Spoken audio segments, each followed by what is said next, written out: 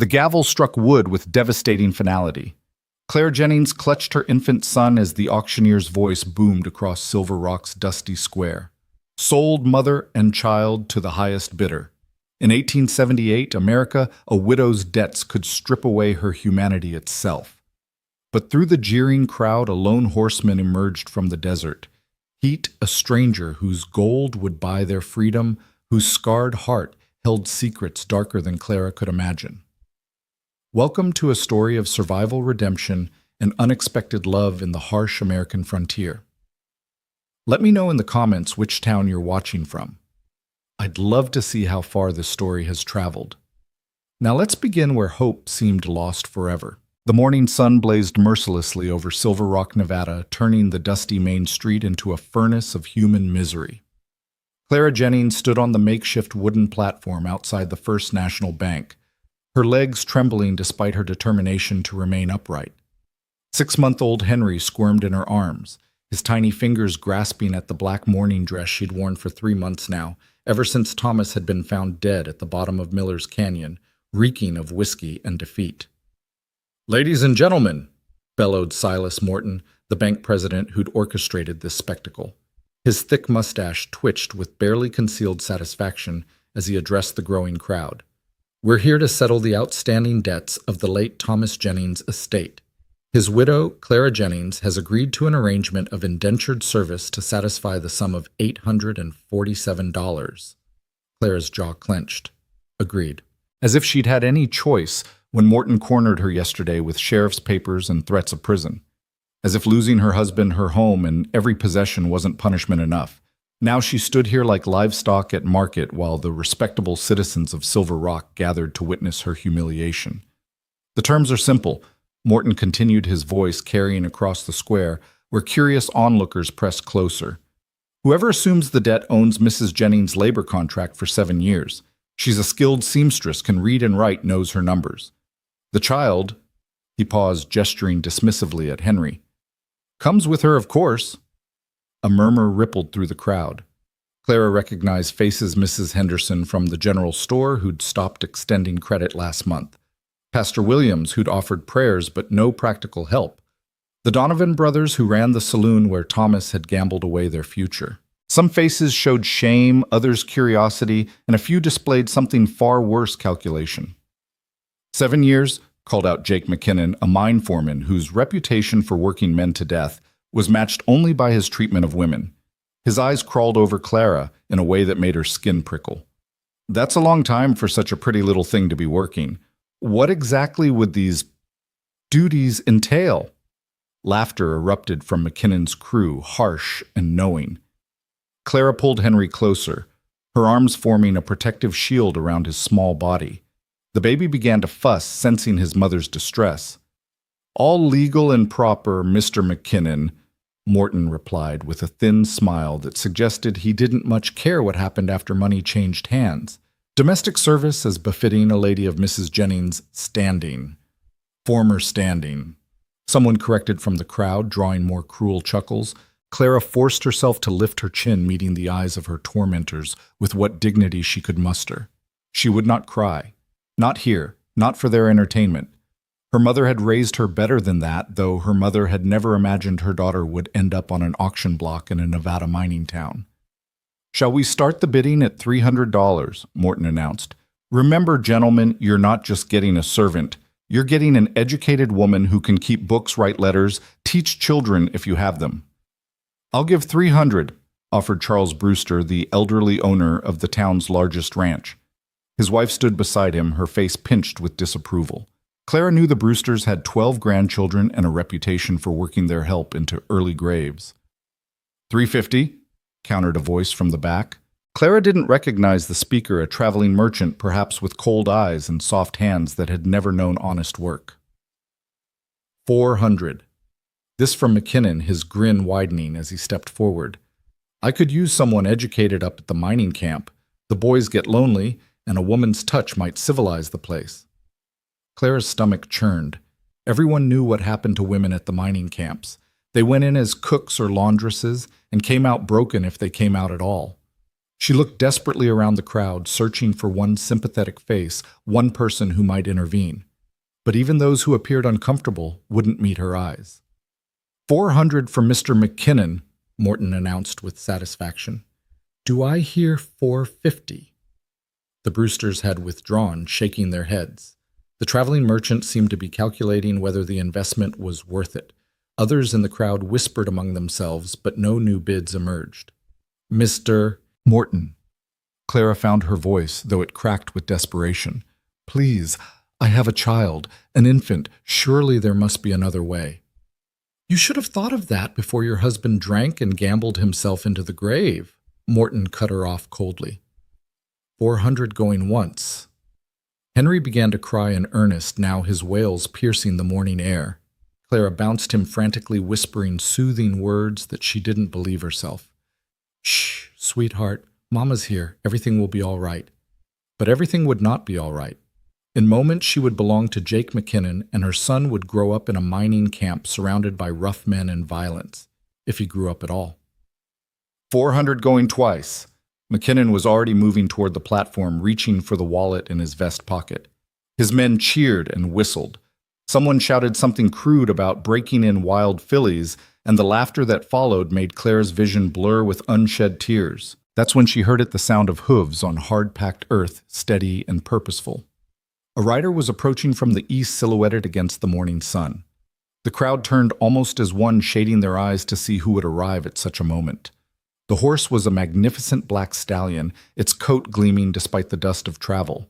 Its rider sat tall in the saddle, moving with the easy grace of someone who'd spent more time on horseback than on foot. As he drew closer, Clara could make out weathered leather chaps, a dark duster coat despite the heat, and a wide-brimmed hat pulled low against the sun.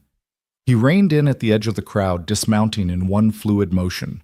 Spurs jangled with each step as he walked forward, the crowd parting before him like water. There was something about the way he moved, purposeful, but unhurried, dangerous, but controlled, that commanded attention. $850, he said, his voice low but carrying clearly across the square. Morton's hand froze mid-gesture. McKinnon spun around his face, flushing red. The crowd erupted in whispers. I'm sorry, sir, but the bid stands at 400, Morton began. $850, the stranger repeated, pulling a leather pouch from inside his coat. Cash, gold eagles. That covers the debt plus your fees, doesn't it, Mr. Morton? Clara stared at the newcomer, trying to see his face beneath the hat's brim. She caught a glimpse of a strong jaw covered in several days' worth of stubble, sun-weathered skin that spoke of years under western skies, and something else, a scar that ran from his left temple down toward his ear, pale against his tanned complexion. Now wait just a minute, McKinnon blustered, stepping forward aggressively. You can't just ride in here and... The stranger's hand moved to rest casually on the Colt revolver at his hip. He didn't draw it, didn't even wrap his fingers around the grip, but the message was clear. McKinnon stopped mid-stride. I believe I just did, the stranger said quietly. Unless there's a problem with my money, Mr. Morton... Morton was already reaching for the pouch, his greedy fingers weighing its contents. No problem at all, Mr.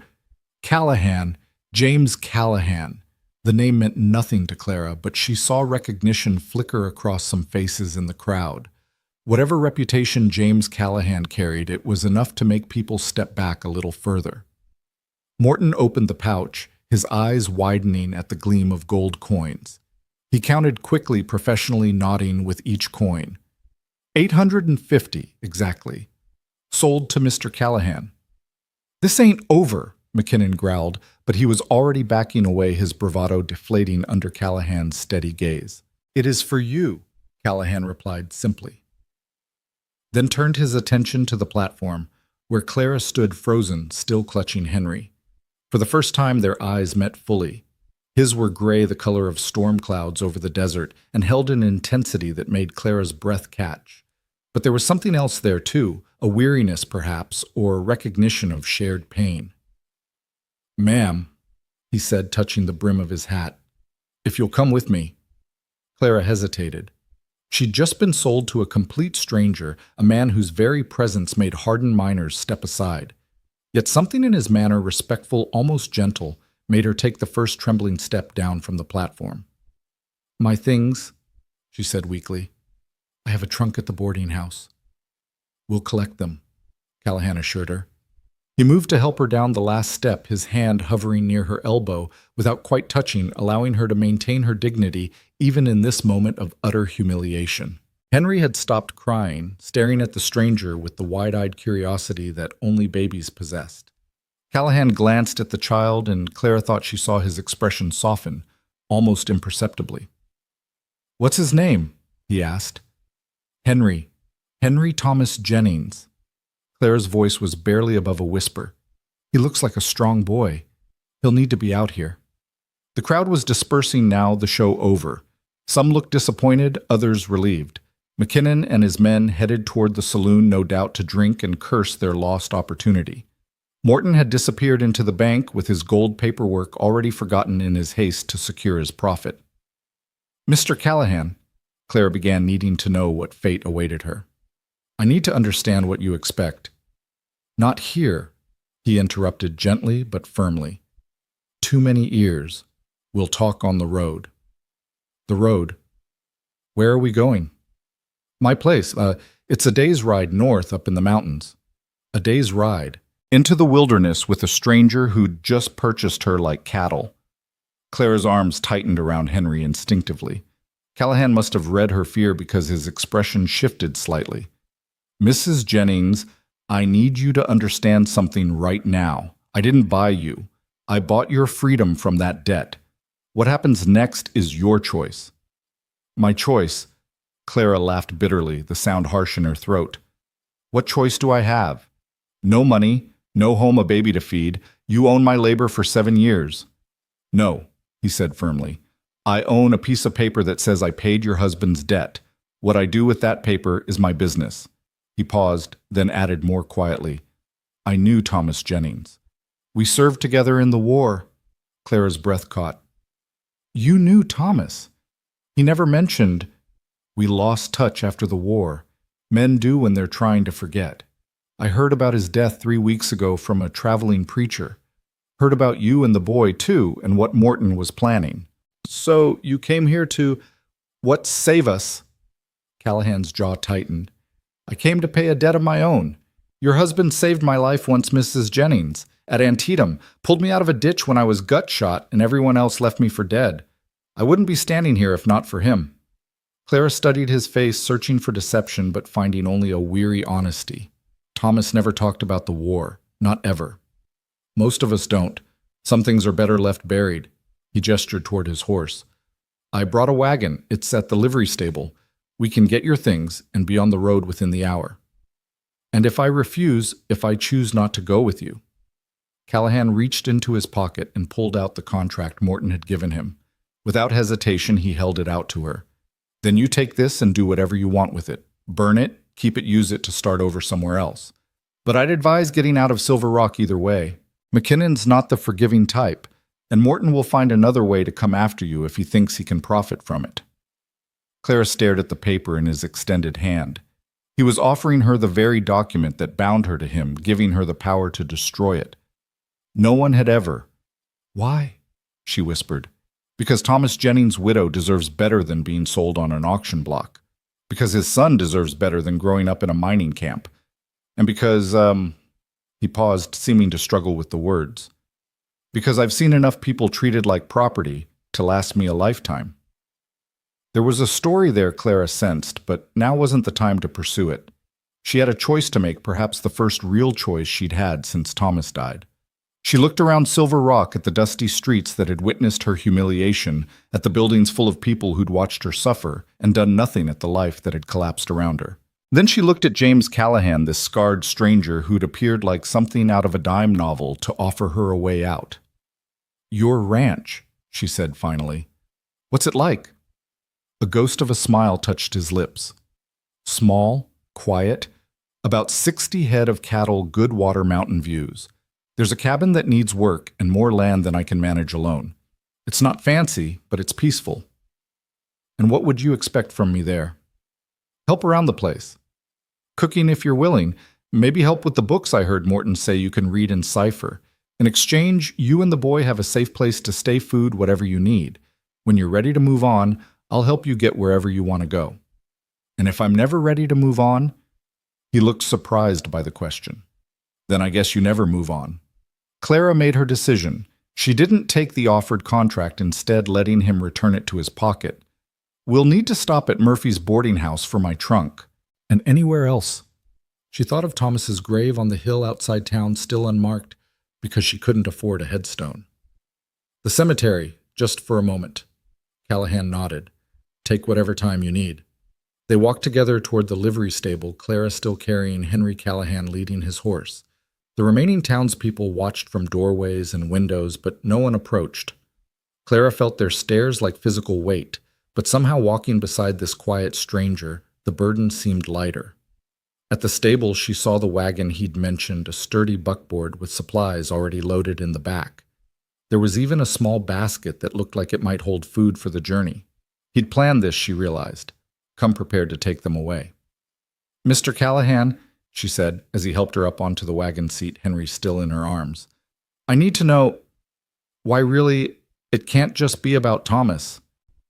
He was quiet for a long moment, checking the horse's harness with practiced hands. When he finally spoke, his voice was low, meant only for her. Maybe it is about Thomas, or maybe it's about chances, second chances, third chances. However many it takes to get things right. He looked up at her. Then those storm-gray eyes holding depths she couldn't fathom. We all need those sometimes, Mrs. Jennings. Even men like me. Especially men like me. Before she could respond, he swung up into the driver's seat beside her, taking the reins with easy competence. First stop, Murphy's boarding house. The wagon rolled down Main Street, and Clara didn't look back at the auction platform. But as they passed the First National Bank, she saw Morton standing in the window, counting his gold. Their eyes met for a brief moment, and she saw his smirk falter when he noticed Callahan beside her. Mrs. Murphy was waiting on the boarding house porch, Clara's small trunk already beside her. The older woman's face was tear-streaked. "Oh, Clara, honey," she said, wringing her hands. "I wanted to help, but Morton holds my mortgage too, and I couldn't—" "It's all right, Mrs. Murphy," Clara said, meaning it. The woman had at least let her stay these past weeks when others had turned her away. Callahan loaded the trunk into the wagon bed, handling it carefully despite its light weight. Clara knew it held everything she owned now, a few dresses, Henry's baby things, her mother's Bible, Thomas's watch, and the daguerreotype from their wedding day. "You take care of yourself, honey," Mrs. Murphy said, pressing a small bundle into Clara's hands. "Some bread and preserves for your journey." "Thank you," Clara whispered, touched by this small kindness. As they pulled away, Mrs. Murphy called out, "Mr. Callahan, you treat her right, you hear? She's a good woman who's had nothing but sorrow." "Yes, ma'am," Callahan replied respectfully, touching his hat brim. The cemetery sat on a hill overlooking the town, a collection of wooden crosses and a few stone markers for those who could afford them. Callahan stopped the wagon at the gate and helped Clara down, then surprised her by taking Henry from her arms. "Take your time," he said, bouncing the baby gently. Henry seemed fascinated by the stranger's hat and reached for it with chubby fingers. Clara walked among the graves until she found Thomas's a mound of dirt with a simple wooden cross she'd made herself. She knelt beside it, her fingers tracing his name carved into the wood. "I don't know if you can hear me," she whispered. "I don't know if you'd care if you could, but I'm leaving now, taking Henry somewhere safe. This man James Callahan says you saved his life once. Maybe that was the best thing you ever did, Thomas, because now he's saving ours."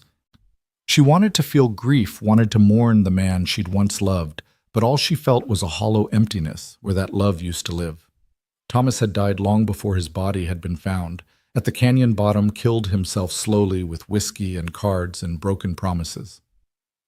"I forgive you," she said finally. Not sure if it was true, but needing to say it anyway. "For Henry's sake, I forgive you." She stood brushing dirt from her skirt and walked back to where Callahan waited with her son.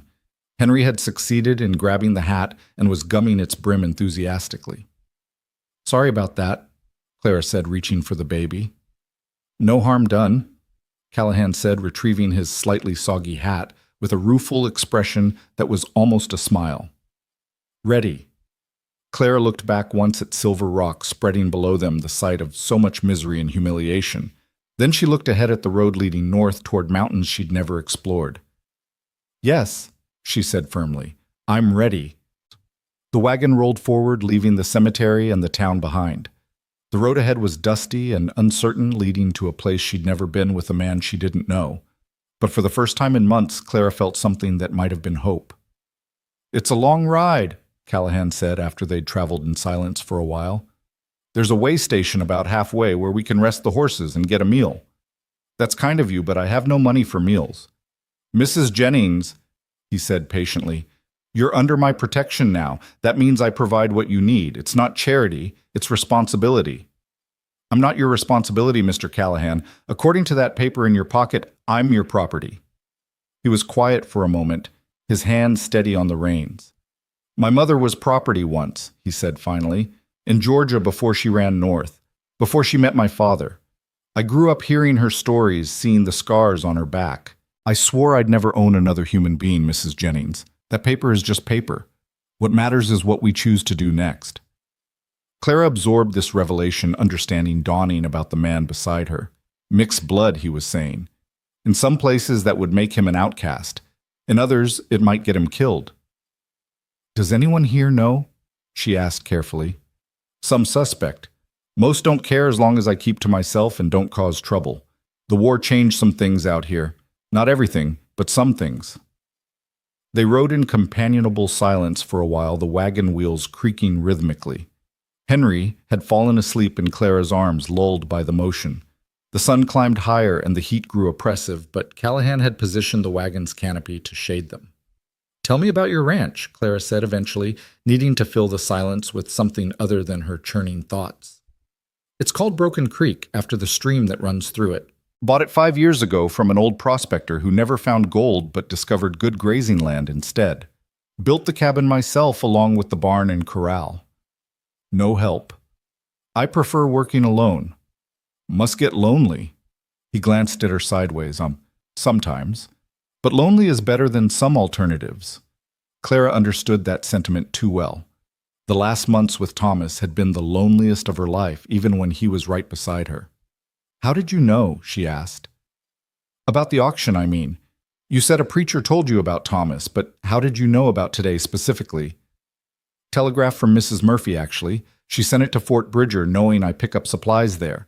Said Morton was planning something shameful and maybe someone should know. So Mrs. Murphy had tried to help after all in her own way." Clara felt tears prick her eyes at this revelation. "Do you have any family, Mr. Callahan?" she asked, changing the subject before emotion overwhelmed her. "No, my parents are gone. Had a sister once, but we lost track of each other after the war. My parents died when I was 16. Cholera outbreak in Ohio. That's when I came west, working as a governess for a family heading to California. Met Thomas in Sacramento. He was charming then, full of dreams about making fortunes in mining. Dreams can be dangerous things out here." "Yes," she agreed quietly. "They can be." The road wound through increasingly rough terrain, sagebrush giving way to juniper and pinon pine. Mountains loomed ahead, their peaks still carrying traces of snow despite the summer heat. Clara had never been this far from civilization, and part of her thrilled at the wild beauty, while another part feared the isolation. "There's something I should tell you," Callahan said as they approached a cluster of rocks that formed a natural waypoint. "About the ranch, about why I really need help." Clara tensed, waiting for the revelation that would shatter this fragile hope. There was always something wasn't there. Some catch some terrible truth. "I'm going blind," he said simply. "Not completely, not yet, but it's getting worse. The doc in Fort Bridger says it's from a head injury during the war. Could be years before it's total, could be months. But it's coming." Clara stared at him, processing this information. It explained the way he sometimes squinted, the careful way he moved the intensity of his gaze when he looked at something. "That's why you need someone who can read and cipher," she said, understanding dawning. "To help manage things when you can't see the ledgers." "Partly. Also need someone I can trust when I can't see who's coming up the road or whether the cattle are where they should be." "And you trust me?" "You don't even know me." I know you stood on that platform with your baby rather than abandon him. I know you went to your husband's grave even though he left you with nothing but debt and shame. That tells me enough." Clara was quiet for a long moment, watching the road ahead unfold. What if I can't do it? What if I'm not strong enough for frontier life? Then we'll figure something else out. But I think you're stronger than you know, Mrs. Jennings. You've survived things that would break most people. They reached the way station at midday, a rough log structure with a corral and a well. The proprietor, a grizzled man named Josiah, greeted Callahan with familiar warmth. "Jim, been a while. Who's this you've got with you?" "Mrs. Jennings and her son. They'll be staying at Broken Creek."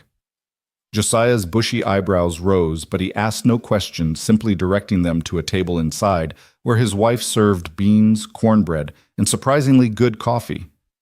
Clara ate gratefully, having had nothing since yesterday.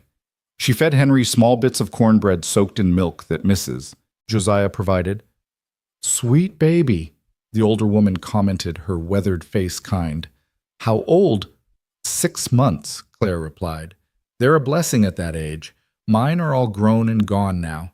Cherish these times, dear." After the meal, while Callahan tended to the horses, Mrs. Josiah pulled Clara aside. "Known Jim Callahan for 5 years," she said quietly. "He's a good man. Quiet, keeps to himself, but good. You'll be safe with him." "Thank you," Clara said, grateful for this reassurance from another woman. The afternoon's journey took them higher into the mountains, the air cooling as they climbed. Pine forests closed in around them, and Clara heard birds she couldn't identify, saw deer watching from between the trees. It was beautiful in a raw, untamed way that both thrilled and intimidated her. "Almost there," Callahan said as the sun began its descent toward the western peaks. "Just over this ridge." They crested the hill, and Clara gasped. Below them spread a valley painted gold by the late afternoon sun. A stream wound through it like a silver ribbon, and she could see cattle grazing peacefully in the meadow grass. Nestled against the far hillside sat a cabin with a stone chimney smoke rising lazily from it, and nearby stood a well-built barn and corral. "It's beautiful," she breathed. "It's home," Callahan said simply, but she heard the pride in his voice. As they descended into the valley, Clara noticed the careful placement of everything the cabin positioned to catch morning sun, but sheltered from north winds the garden plot near the stream for easy watering, the defensive advantages of the surrounding hills. This was the home of someone who thought things through, who planned for contingencies. The cabin itself was larger than she'd expected, built of solid logs with real glass windows and a covered porch. The door was thick oak, and she noticed shutters that could be closed and barred if necessary. Frontier beautiful, but frontier practical too. Callahan pulled the wagon up to the porch and set the brake. "Welcome to Broken Creek, Mrs. Jennings." He helped her down, then took Henry while she stretched muscles cramped from the long ride. The baby was awake now, looking around with bright curiosity at this new world. "Let me show you inside," Callahan said, leading the way. The cabin's main room served as both living area and kitchen, with a large stone fireplace, a cook stove, a table with 4 chairs, and a rocking chair by the window. Everything was clean but sparse, clearly a bachelor's domain. "There are 2 bedrooms," he explained, gesturing to doors on either side. "You and Henry can have the larger one. I'll take the smaller." "I couldn't. That must be your room." "It's yours now," he said firmly. "I've already moved my things." He showed her the bedroom, a good-sized room with a proper bed, a dresser, and even a small cradle in the corner. "Made that last week," he said, indicating the cradle. "Figured the boy would need something." Clara ran her fingers over the smooth wood touched by the thoughtfulness. This man had prepared for them, had thought about what they would need. "There's a root cellar out back," he continued, "and a smokehouse. The privy's behind those trees for privacy, and there's a bathing room attached to the back of the cabin with a tub. I rigged a system to heat water from the stove." An indoor bathing room was luxury she hadn't expected. Thomas had never bothered with such conveniences. "It's more than I expected," she said honestly. "Much more. It's not fancy, but it's solid. Built to last." He paused, seeming suddenly awkward. "I'll bring your trunk in, then see to the animals. There's stew on the stove, been cooking all day. Help yourself." He left quickly, as if needing distance after the intimacy of showing her his home. Clara stood in the main room, Henry in her arms, trying to absorb the reality of her new situation. This morning, she'd been on an auction block. Tonight, she stood in a comfortable cabin with a full belly and a safe place to sleep. She investigated the kitchen area, finding it well stocked with supplies, flour, beans, coffee, salt pork, canned goods, even some dried fruit. The stew did smell wonderful, and her stomach rumbled despite the recent meal. Henry was fussing, ready for his evening feeding. Clara settled into the rocking chair, grateful for the privacy to nurse him. Through the window, she could see Callahan unhitching the horses, his movements efficient despite the gathering dusk. He talked to the animals as he worked too low for her to hear the words, but the tone was gentle. Who was this man who'd saved them? A war veteran carrying wounds both visible and hidden. A rancher slowly going blind. A man who'd grown up knowing his mother had been property and had sworn never to own another human being. There were depths here, complications and contradictions she was only beginning to glimpse. Henry finished nursing and burped contentedly. Clara changed his diaper using supplies from the basket she'd carried, then settled him in the new cradle. He grabbed his toes, babbling happily, apparently approving of his new surroundings. She heard Callahan's boots on the porch and quickly smoothed her dress and hair. He entered, carrying her trunk, placing it carefully in her bedroom before returning to the main room. "Everything all right?" he asked. "Yes, thank you. The cabin is wonderful. More than wonderful." He seemed pleased but uncomfortable with the praise. "I'll take some stew and eat outside. Give you privacy to settle in." "You don't have to. This is your home. I'm the intruder." "You're not an intruder, Mrs. Jennings. You're a guest. And guests deserve space to breathe after the day you've had." He filled a bowl with stew and took it out to the porch. Through the window, Clara watched him sit on the steps, eating slowly, while watching the last light fade from the sky. There was something profoundly lonely about the image this solitary man on his isolated ranch. She served herself some stew, finding it surprisingly good venison, with vegetables and herbs she couldn't identify. As she ate, she planned what she could do to earn her keep. Cooking, certainly, cleaning and organizing the sparse bachelor quarters. The garden looked like it needed attention, and the books he'd mentioned she could help with those. After finishing her meal, she washed the dishes, noting the indoor pump, another unexpected convenience. Callahan had built well here, creating comfort in the wilderness. But for what? For whom had he always planned to live alone slowly? Going blind in his mountain sanctuary, Henry had fallen asleep in his cradle, exhausted by the day's adventures. Clara covered him with a soft blanket she found folded nearby. Another thoughtful preparation by their mysterious host. She stepped out onto the porch where Callahan still sat, now smoking a pipe in the gathering darkness. Stars were emerging overhead, more than she'd ever seen in town, scattered across the sky like spilled diamonds. "It's peaceful here," she said, settling onto the bench beside the door. "That's why I chose it. After the war, I needed quiet."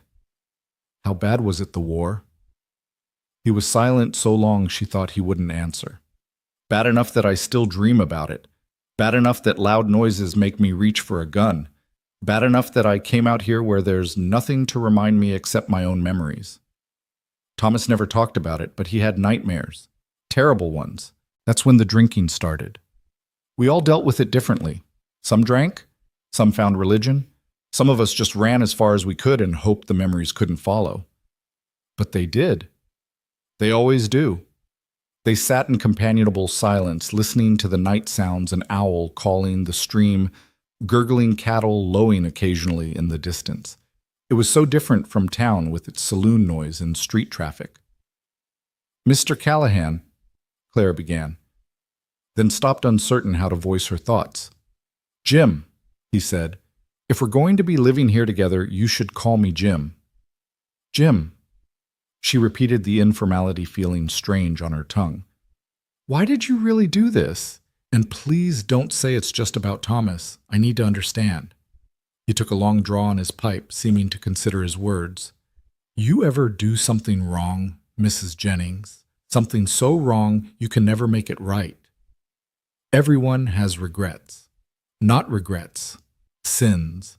Things that stain your soul permanent like." Clara thought of the relief she'd felt when they'd told her Thomas was dead, the shameful gratitude that she was finally free of him. "Yes," she whispered, "sometimes you can't fix what you broke. Can't bring back what you killed. Can't undo what you did. But maybe you can balance the scales a little.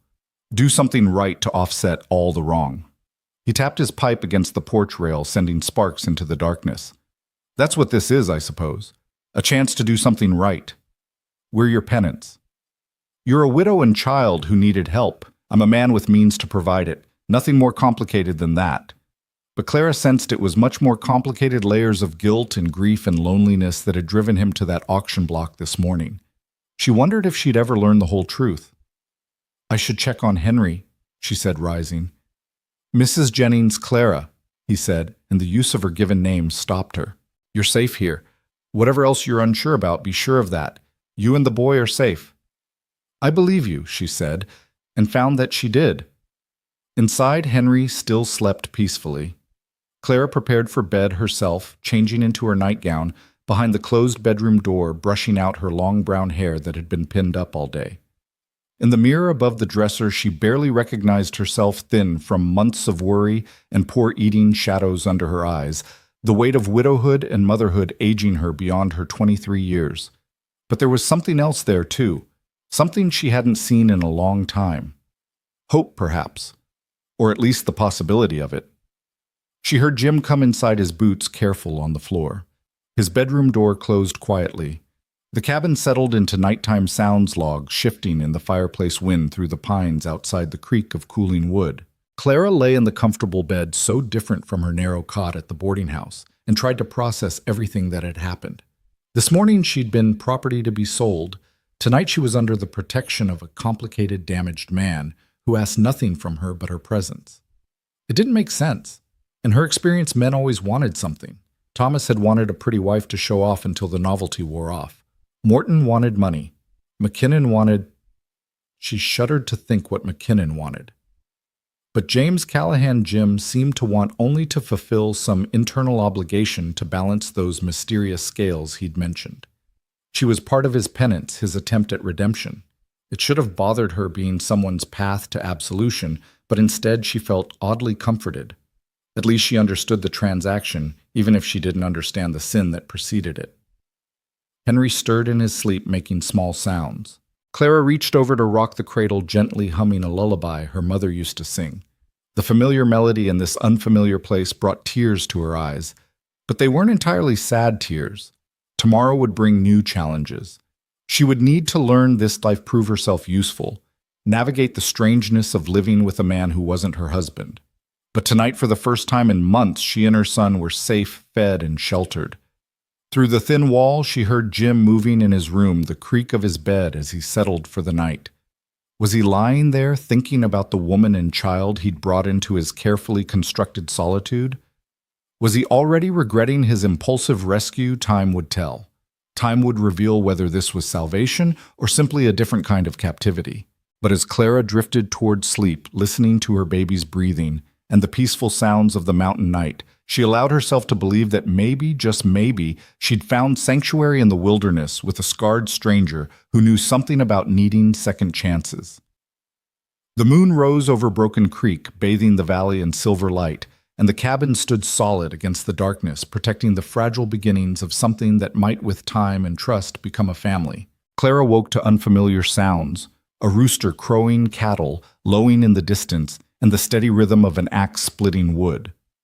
For a moment, panic seized her as she forgot where she was, but then Henry gurgled from his cradle and reality settled around her like a warm blanket. They were at Broken Creek Ranch, safe under the protection of James Callahan. Sunlight streamed through the window later than she usually woke. She dressed quickly, embarrassed to have slept so long, and carried Henry into the main room.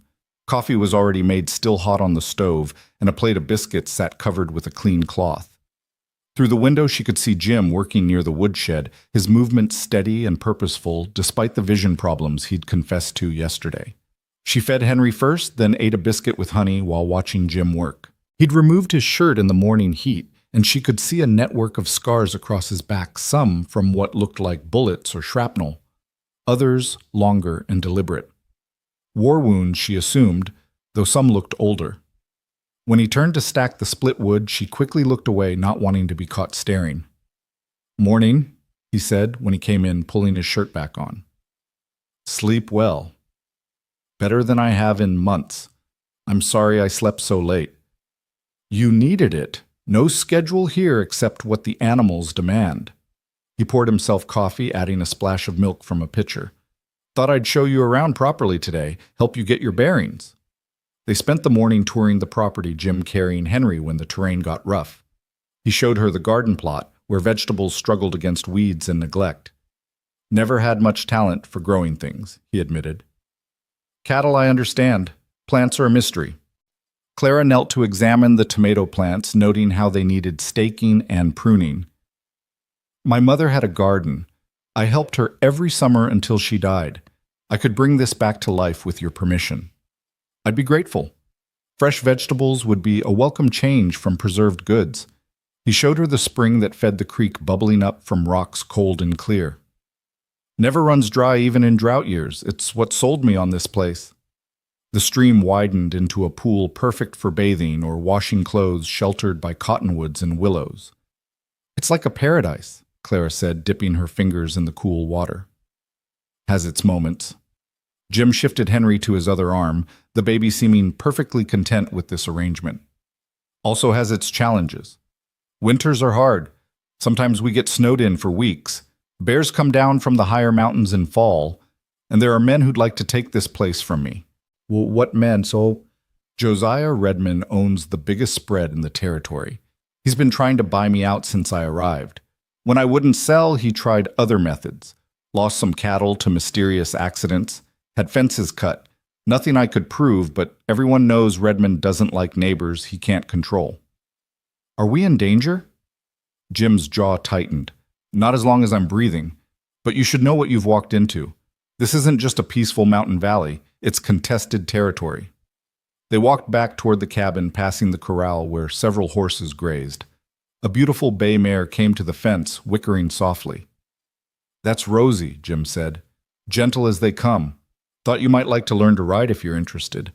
Be useful to know in case, he trailed off. In case something happens to you, Clara finished quietly. Life out here is uncertain. Best to be prepared. That afternoon, while Henry napped, Clara attacked the cabin with determined energy.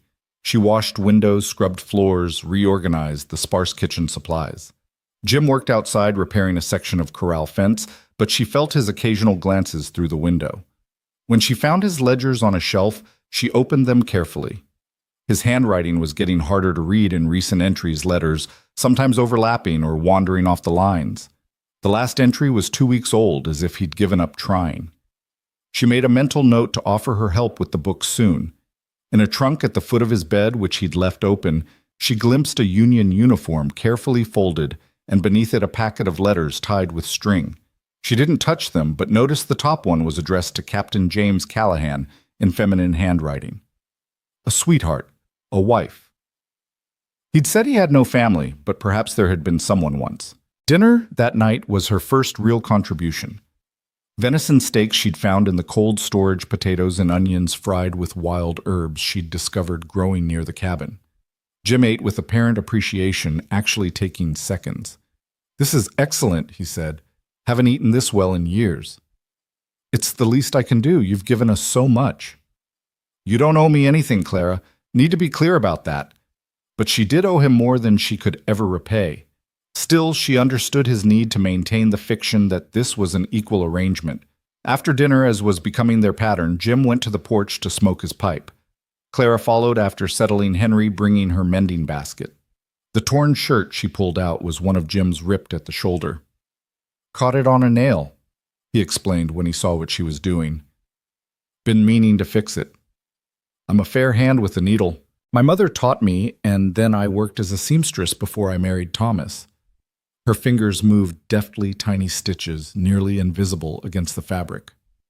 I could make you new shirts if you have fabric.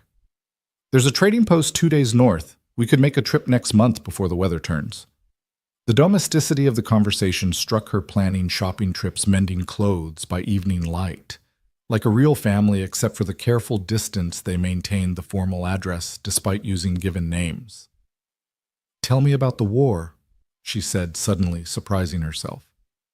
Not the battles, but what was it like? Oh, Jim was quiet so long she thought he wouldn't answer. It was mud and blood and boys crying for their mothers. It was doing terrible things because someone with stars on their collar told you to. It was watching your friends die for ground you'd give back the next day. Thomas was different after, harder, angrier.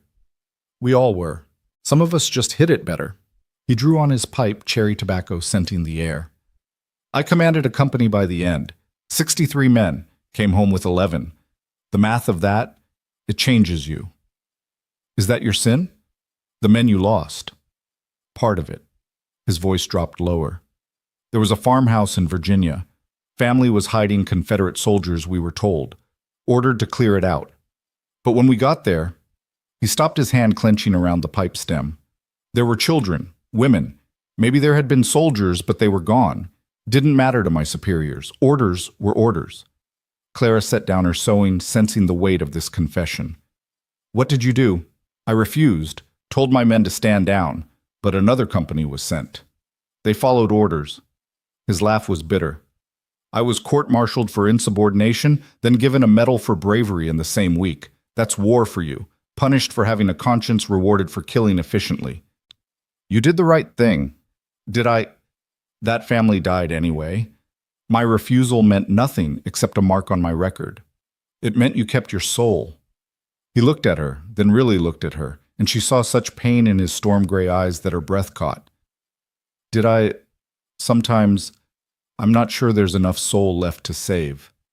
Before she could respond, the sound of approaching horses made them both freeze. Jim was on his feet instantly, rifle in hand, before Clara could blink. Get inside. Take Henry to the back room. Jim! Now Clara. She grabbed Henry, who whimpered at being woken, and retreated to Jim's bedroom at the back of the cabin. Through the window, she could see riders approaching 3 men, moving with the confidence of those who expected no resistance. Callahan, one called out. We know you're there. Come on out. Mr. Redmond wants to talk. Clara heard Jim's boots on the porch. Redmond can talk to me during daylight hours like a civilized man. He's busy during the day. This is a courtesy call. Armed men arriving after dark isn't courtesy. It's intimidation. The lead rider laughed. You always were too smart for your own good. Look, we heard you brought a woman back from town. Redmond's curious about your new arrangement. My business is my own. Not when it affects the valley. Redmond owns most of the water rights. Your little creek feeds into his land. He's got a right to know who's living upstream. The law says different. The law's 2 days' ride away. Out here, Mr. Redmond is the law. Clara pressed closer to the window, trying to see better. The lead rider was a big man with a beard, guns prominent on both hips. The others looked younger, eager for trouble. Tell Redmond I'm not selling, Jim said evenly. Not now, not ever. And if any more of my cattle go missing, I'll take it up with the territorial marshal. Cattle wander, wolves get them, accidents happen. The threat was obvious, despite the casual tone. A man alone out here, and with a woman and baby to protect now. Well, even more accidents could happen. The sound of a rifle cocking was loud in the night. Jim's voice was deadly calm. First man who threatens my family gets a bullet. That's not a warning, it's a promise. And Barnes, addressing the lead rider, I know where you sleep. You come after mine, I'll come after yours. Your wife might appreciate knowing about your visits to that whorehouse in Cedar City. Barnes shifted in his saddle. You don't want to make an enemy of Mr. Redmond. Too late for that. Now get off my land before I forget my manners. The riders exchanged glances, calculating odds. Finally, Barnes wheeled his horse around. This isn't over, Callahan. Redmond always gets what he wants. They rode off into the darkness, leaving dust and tension in their wake. Clara stayed hidden until Jim came inside, barring the door behind him. They're gone, he said, finding her in the back room. You can come out. She emerged slowly. Henry clutched against her chest. Does this happen often? Every few months, Redmond sends someone to remind me I'm not welcome. Usually not this late and usually not so direct about threats. He ran a hand through his hair, suddenly looking exhausted. I should have warned you better. If you want to leave, we're not leaving. The words came out fiercer than she intended. We've got nowhere else to go, and besides... She paused, gathering courage. You said we're family. Family doesn't run at the first sign of trouble. Something shifted in his expression, a softening around his eyes. You barely know me. I know enough. I know you stood against those men alone. I know you protect what's yours. I know you gave us sanctuary when no one else would. She adjusted Henry in her arms, the baby now fully awake and curious. We're staying if you'll have us. Clara. He started, then stopped, seeming to struggle with words. I'm not good at this. At having people close. Been alone too long. Then we'll learn together. The next few days fell into a routine. Clara took over the household duties with relief at having purposeful work. She cooked, cleaned, started rehabilitating the garden. Jim worked the ranch, checking cattle mending fences, always vigilant for signs of Redmond's men. In the evenings, they sat together, not quite comfortable, but no longer complete strangers. She started helping with the ledgers, her neat handwriting replacing his increasingly erratic entries. He was grateful but embarrassed, she could tell, at needing help with something so basic. How long before you can't see at all? She asked one evening as they worked on the accounts together. Doctor couldn't say? Maybe years, maybe months. Depends on how fast the damage progresses. He rubbed his eyes, a gesture she'd noticed him making more frequently. Some days are better than others. Today's not a good one. Then let me do this. You tell me the numbers. I'll write them. They worked that way for an hour, developing a rhythm. She noticed how he memorized where things were placed, how he navigated by touch more than she'd realized. He was already adapting, preparing for the darkness ahead. Were you married before? She asked, suddenly remembering the letters in his trunk. His hand stilled on the ledger. Once. During the war. What happened? She died. The words were flat, final. Childbirth. Baby too. I'm sorry. It was a long time ago. But she heard the lie in his voice. Some wounds never became distant enough to stop hurting. What was her name? Elizabeth. Lizzie. He stood abruptly. I need to check the horses. She let him go, understanding the need for space after opening old wounds. Through the window, she watched him in the corral, running his hands along Rosie's flanks, finding comfort in the simple presence of animals who demanded nothing but care. That night, Henry was fretful, possibly teething. Clara walked him around the cabin, singing softly, trying not to wake Jim. But she heard his door open, saw him emerge in just his pants hair disheveled from sleep. Sorry, she whispered. He's usually better at night. Don't apologize. He held out his arms. May I? Surprised, she transferred Henry to him. Jim held the baby with practiced ease, swaying gently. He hummed something low and melodic, a tune she didn't recognize. Henry settled almost immediately, tiny fingers grasping at Jim's chest hair, making the man wince slightly, but not pull away. You're good with him, Clara observed. Had younger sisters once. Been a long time, but I guess you don't forget. He looked down at Henry, and in the lamplight, Clara saw naked longing on his face. Always wanted children. Lizzie and I had plans. You could still have them. You're not old. I'm 35, half blind, and living on contested land with more enemies than friends. Not exactly husband material. You're kind, Clara countered. Protective, generous. That counts for more than you think. He looked at her, then something unreadable in his expression. Thomas was a lucky man. Thomas was a fool, she said before she could stop herself. He had a son who will never know him because he preferred whiskey and cards to family. We all have our demons. Some of us fight them instead of feeding them. Henry had fallen asleep against Jim's chest. Carefully, he transferred the baby back to Clara, their hands brushing in the exchange. She felt a jolt at the contact, unexpected and unsettling. Thank you, she said softly. Any time. The next morning brought unexpected visitors, a wagon approaching from the north. Jim was instantly alert, rifle ready, but relaxed when he recognized the drivers. It's the Morgans, he told Clara. Nearest neighbors, if you can call 5 miles away near. Good people. The wagon held a middle-aged couple and 3 children ranging from about 8 to 15. Mrs. Morgan, a plump, cheerful woman, immediately descended on Clara with enthusiasm. Oh, my dear, we heard Jim had brought someone home, and I just had to come see. I'm Sarah Morgan, and I am so pleased to have another woman in the valley. Clara found herself enveloped in a maternal hug before she could respond. Over Sarah's shoulder, she saw Jim talking with Mr. Morgan, both men's expressions serious. "You must tell me everything," Sarah continued, linking arms with Clara and practically dragging her toward the cabin. "How did you meet? Is this your baby?" "Oh, he's precious. Jim Callahan with a family I never thought I'd see the day." "We're not, that is, Jim and I aren't?" Clara fumbled for explanation. "Oh, I know, dear. Tom told me the situation, but still you're here and that's what matters. That man's been alone too long. Breaks my heart what happened with his first wife." "You knew her?" "No, that was before our time here. But Jim told Tom once when he'd had too much whiskey. Lost her and the baby both. Nearly destroyed him, Tom said. Came out here to forget, but you can't outrun that kind of grief." They spent the day visiting the Morgan children playing in the yard while the adults talked. Clara learned that the Morgans had been homesteading for 8 years, that they'd had their own troubles with Redmond, but had managed to hold on through sheer stubbornness. "He wants the whole valley," Tom Morgan explained. "Been buying out or forcing out smaller ranchers for years. Jim's place is strategic controls water flow to Redmond's southern pastures. That's why he won't give up." "Is it really that valuable?" Clara asked. "Water's everything out here," Jim said.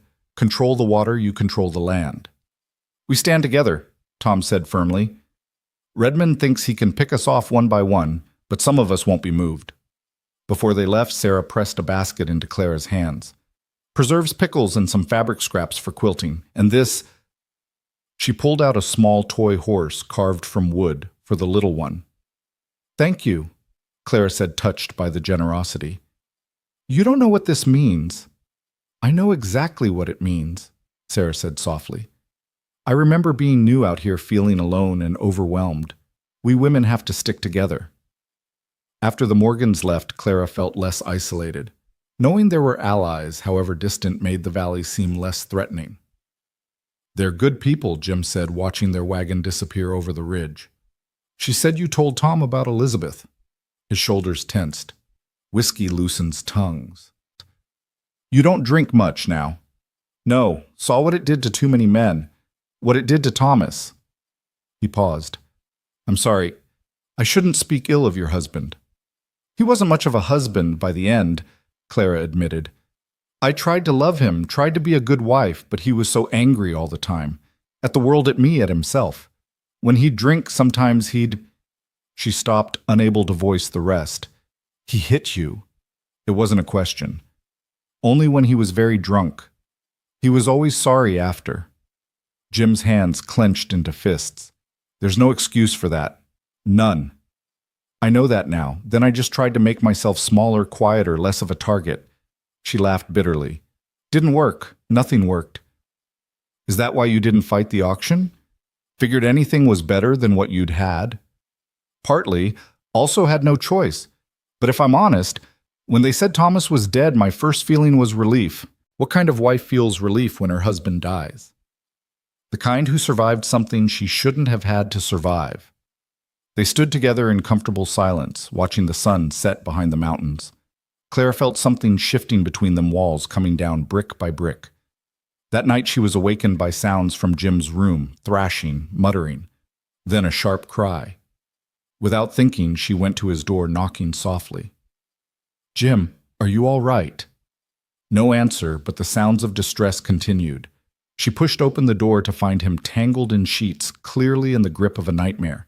His face was covered in sweat, hands clenched as if holding a weapon. "No," he muttered.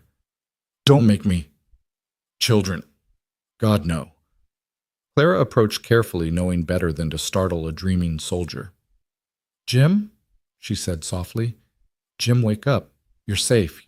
You're at Broken Creek." His eyes flew open, wild and unfocused. For a moment he didn't seem to recognize her. Then reality crashed back. "Clara—" "What?" "I'm sorry. Did I wake you?" "You were having a nightmare." He sat up, running hands through his sweat-dampened hair. "Yeah, they come sometimes. Less than they used to, but still." She sat carefully on the edge of his bed. "The farmhouse, among other things." His voice was rough. "You should go back to bed." "Would it help to talk about it?" "No." Then softer. "Maybe?" I don't know. He looked at her in the dim moonlight. Why do you care? You barely know me. I know you saved us. I know you're a good man carrying terrible burdens. I know what it's like to have nightmares no one else understands. What do you dream about? Thomas mostly. The night he died. He came home drunk, angrier than I'd ever seen him. Said horrible things about Henry about me. Said the baby probably wasn't even his. I told him to leave to go sleep it off somewhere else. He hit me hard enough to knock me down. Then he left, slamming the door so hard the frame cracked. 3 hours later, the sheriff came to tell me he'd fallen into the canyon. Clara, the thing is, when he hit me, when he was saying those terrible things, I wished he was dead. I actually prayed for it. And then he was. She wiped tears she hadn't realized were falling. So I understand about guilt, about carrying something that can't be undone. Jim reached out, hesitated, then took her hand. His was calloused, warm, solid. You didn't kill him. Whiskey and his own demons did that. Just like you didn't kill that family in Virginia. Other men did that. They sat in the darkness, hands linked, sharing the weight of their separate guilts. Finally, Clara squeezed his hand and stood. Try to sleep. Tomorrow we start breaking ground for a larger garden. Clara, he called as she reached the door. Thank you. Any time, she echoed his words from earlier. The next weeks passed in a rhythm of work and gradual familiarity. Clara transformed the garden, coaxing life from the neglected soil. Jim taught her to ride Rosie patient with her initial fear. She helped him with tasks that required fine vision, becoming his eyes when needed without making him feel diminished. They developed a system of small courtesies and careful boundaries. Jim always knocked before entering her room, even when Henry was crying. Clara always asked before changing anything in the house, even small things. They were polite, respectful occasionally, even warm with each other, but maintained a careful distance, until the day the bear came. Clara was in the garden with Henry in a basket beside her when she heard the horses screaming. She looked up to see a massive grizzly at the corral fence trying to reach the panicked animals. Jim, she screamed, grabbing Henry and running for the cabin. Jim emerged, already armed, taking in the situation instantly. Get inside. Bar the door. Your eyes, can you see well enough to... Go! She ran, hearing the rifle crack behind her. From the window, she watched Jim approach the bear, which had turned from the horses to face this new threat. The bear charged. Jim fired again, but the bear kept coming. He dove aside at the last second, rolling, coming up to fire again. The third shot finally brought the bear down, just yards from where Jim stood. Clara was out the door before the echo faded. Henry left safe in his cradle. Are you hurt? Did it get you? Her hands ran over his arms, checking for injury. I'm fine, he said, but she could feel him shaking adrenaline, she realized. Damn thing must have been rabid to come this close to the cabin. You could have been killed. But I wasn't. He caught her frantically checking hands. Clara, I'm all right. She looked up at him, suddenly aware of how close they were standing, her hands still on his arms. I thought, when it charged you, I thought, hey, he said softly. I'm too stubborn to die. Ask anyone. She laughed, shaky with relief, and without thinking, pressed her face against his chest. After a moment of surprise, his arms came around her, holding her gently. It's okay, he murmured. We're all okay. She pulled back, embarrassed by her emotional display. Henry needs Clara. His voice stopped her retreat. I would never let anything happen to you or Henry. Never. I know, she said softly. And she did know. This man would die protecting them, had nearly just done so. That evening, after they dealt with the bear carcass and calmed the horses, they sat closer on the porch than usual. The boundary between them had shifted, some invisible line crossed. You asked once why I really brought you here, Jim said suddenly. The truth is, I was tired of being alone, tired of having nothing to fight for except land and cattle. When I heard about you, about what Morton was planning, it was an excuse, I guess, to not be alone anymore. Are you saying you would have bought anyone on that auction block? No. He turned to look at her directly. When I saw you standing there holding your boy proud despite everything, you reminded me of someone. Elizabeth. My mother, actually. She never let them break her no matter what they did. You have that same strength. I don't feel strong. The strongest people rarely do. Clara wanted to respond, but Henry's cry interrupted. When she returned after settling him, Jim had gone inside. She found him at the table, the packet of letters she'd glimpsed before spread in front of him. "These are from Lizzie," he said without preamble. "I haven't read them since she died. My eyes aren't good enough anymore for her handwriting. But I've been thinking, would you read one to me?" It was a request so intimate, so trusting that Clara's breath caught. "Are you sure?" "Please." She picked up a letter at random, unfolding it carefully. The writing was delicate, feminine, faded with time. "My dearest James," she read. "The days grow longer without you, though I fill them with preparation for your return and for our child's arrival. Mrs. Henderson says I carry low, which means a boy, she claims. I hope so. A son with your courage and kindness would be a blessing to this world." She read 2 letters before Jim held up a hand, tears streaming down his face. "Enough. I'm sorry. I thought I could—" "Don't apologize." Clara carefully refolded the letters. "She loved you very much. She deserved better than a broken soldier who got her killed. How did she die, Jim, really?" He was quiet so long she thought he wouldn't answer. "Complications from childbirth. The doctor said the baby was turned wrong. If we'd been in a city with better doctors, but we were in a frontier town not much different from Silver Rock. She labored for 2 days. I held her hand through all of it, helpless, useless. She died still trying to push our son into the world. He died with her." Clara moved around the table, drawn by his grief. "It wasn't your fault. I took her west. My idea, my dream of a new start away from the war memories. If we'd stayed in Ohio, then you'd have different regrets. Jim, you loved her. You were with her. That matters." He looked up at her eyes, red-rimmed. "Sometimes I can barely remember her face. Isn't that terrible, 5 years and she's fading like these letters?" "That's not terrible. That's healing." "Is it? Or is it betrayal?" Clara thought of Thomas already becoming indistinct in her memory. "It's survival. We can't live in the past no matter how much guilt we carry. Is that what we're doing here, surviving? I don't know. What do you think we're doing?" He stood moving to the window where moonlight painted silver squares on the floor.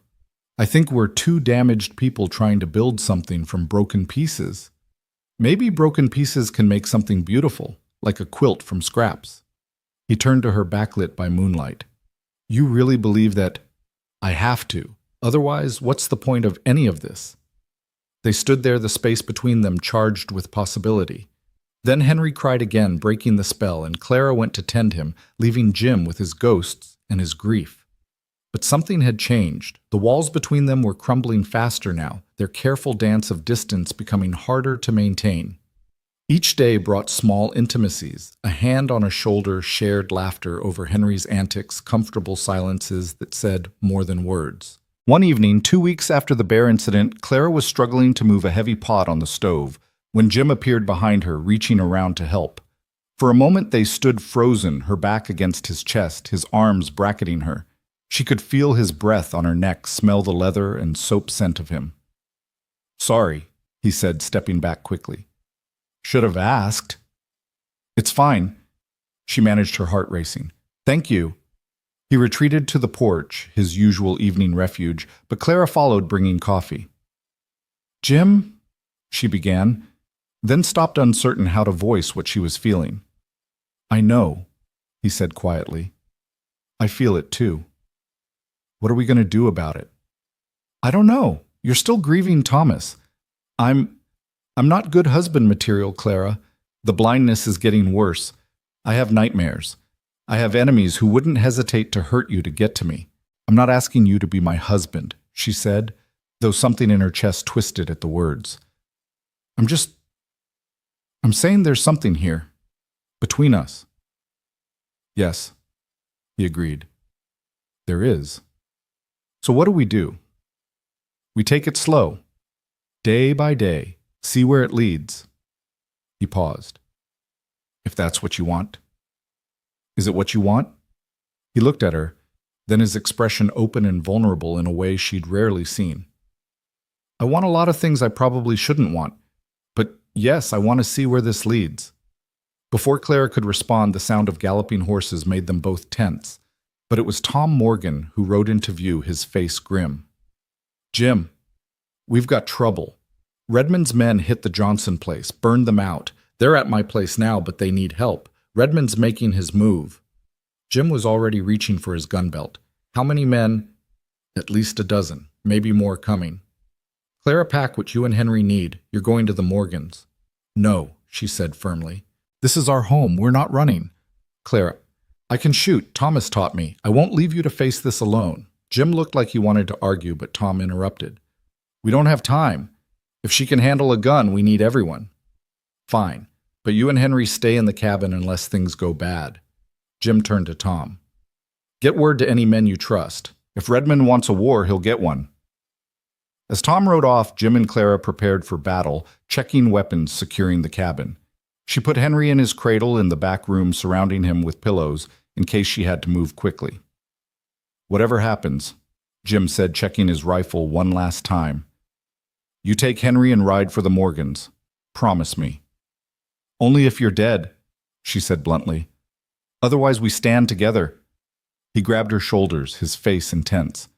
Clara, I can't lose you too. I can't. You won't. We're going to survive this, Jim. All three of us. He kissed her then, sudden and desperate, his lips hard against hers. It was nothing like the chaste kiss she'd shared with Thomas at their wedding. This was fire and need and fear all mingled together. When they broke apart, both breathing hard, he pressed his forehead to hers. Stay safe. You too. The sound of approaching riders ended the moment. Jim moved to the window rifle, ready. Clara took position at the other window, her own rifle steady despite her racing heart. Callahan. It was Barnes again, but this time with more men. Mr. Redmond's patience has run out. You've got one chance to leave peaceful-like. This is my land, Jim called back. Legal and proper. Tell Redmond he can go to hell. Have it your way. The first shot shattered the window near Clara's head. She ducked glass showering over her, then came up firing. The battle for Broken Creek had begun. The gunfire erupted like thunder across the valley, muzzle flashes lighting up the darkness like deadly fireflies. Clara pressed herself against the wall, feeling splinters of wood rain down as bullets tore through the cabin walls. Her hands were steady on the rifle, though her heart hammered against her ribs. Through the chaos, she could hear Henry crying in the back room, but she couldn't go to him, not yet. Jim was a deadly calm presence at the other window, picking his targets with methodical precision despite his failing eyesight. They're trying to flank us, he called out. Watch the left side. Clara swung her rifle toward the shadowy figures creeping along the corral fence. She fired, saw one man drop, felt a savage satisfaction that surprised her. These men had come to take their home, to destroy the fragile peace they'd built. She would not let them. How many tsh? She asked, reloading with fingers that had somehow memorized the motion. Too many, but Tom will bring help. Jim fired again, then ducked as return fire showered them with more debris. You're doing good, Clara, just keep them back. The battle seemed to stretch forever, though it probably lasted less than an hour. Clara's world narrowed to the rhythm of shoot, reload, duck, repeat.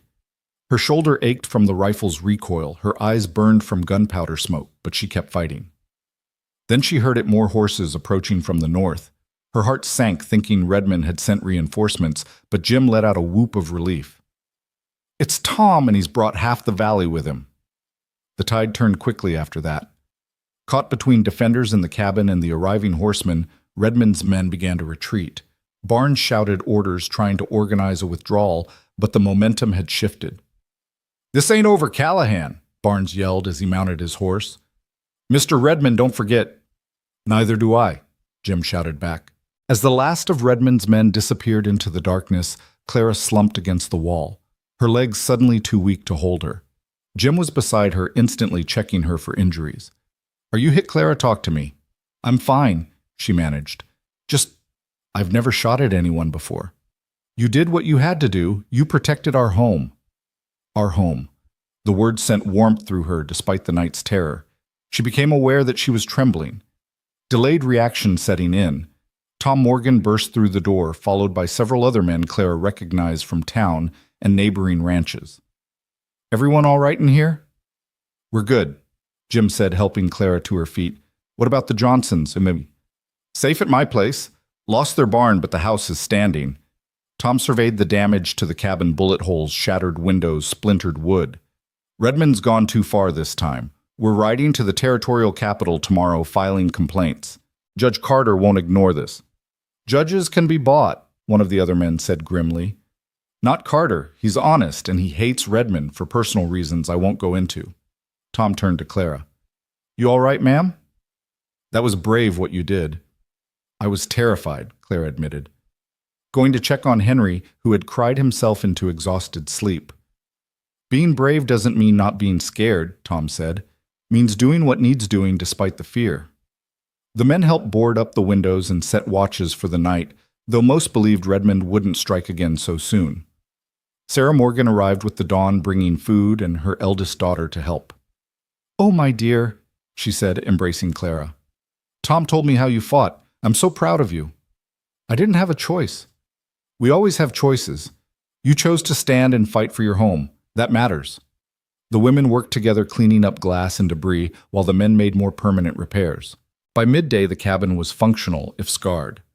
Jim had barely left Clara's side, as if afraid she might disappear if he looked away too long. "You need to rest," he said as she swept up more glass. "You were up all night." "So were you." "I'm used to it. You're not." She put down the broom, studying his face. There was something different in how he looked at her now, an intensity that made her skin warm. "Jim, about last night, the kiss. I'm sorry if I overstepped." "You didn't." She moved closer, lowering her voice so the others wouldn't hear. "I wanted you to kiss me. I've been wanting it for weeks." His breath caught. "Clara, you don't know what you're saying. The fear, the adrenaline, it confuses things."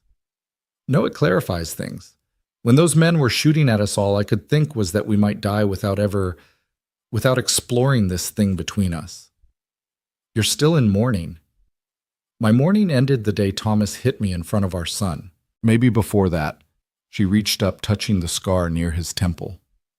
"We're not the same people we were before life broke us, Jim. Maybe that's okay. Maybe we can be new people together." Before he could respond, Tom approached. "Jim, we're heading out for the capital. You should come tell your story to the judge yourself." Jim looked torn. "I don't want to leave Clara and Henry alone."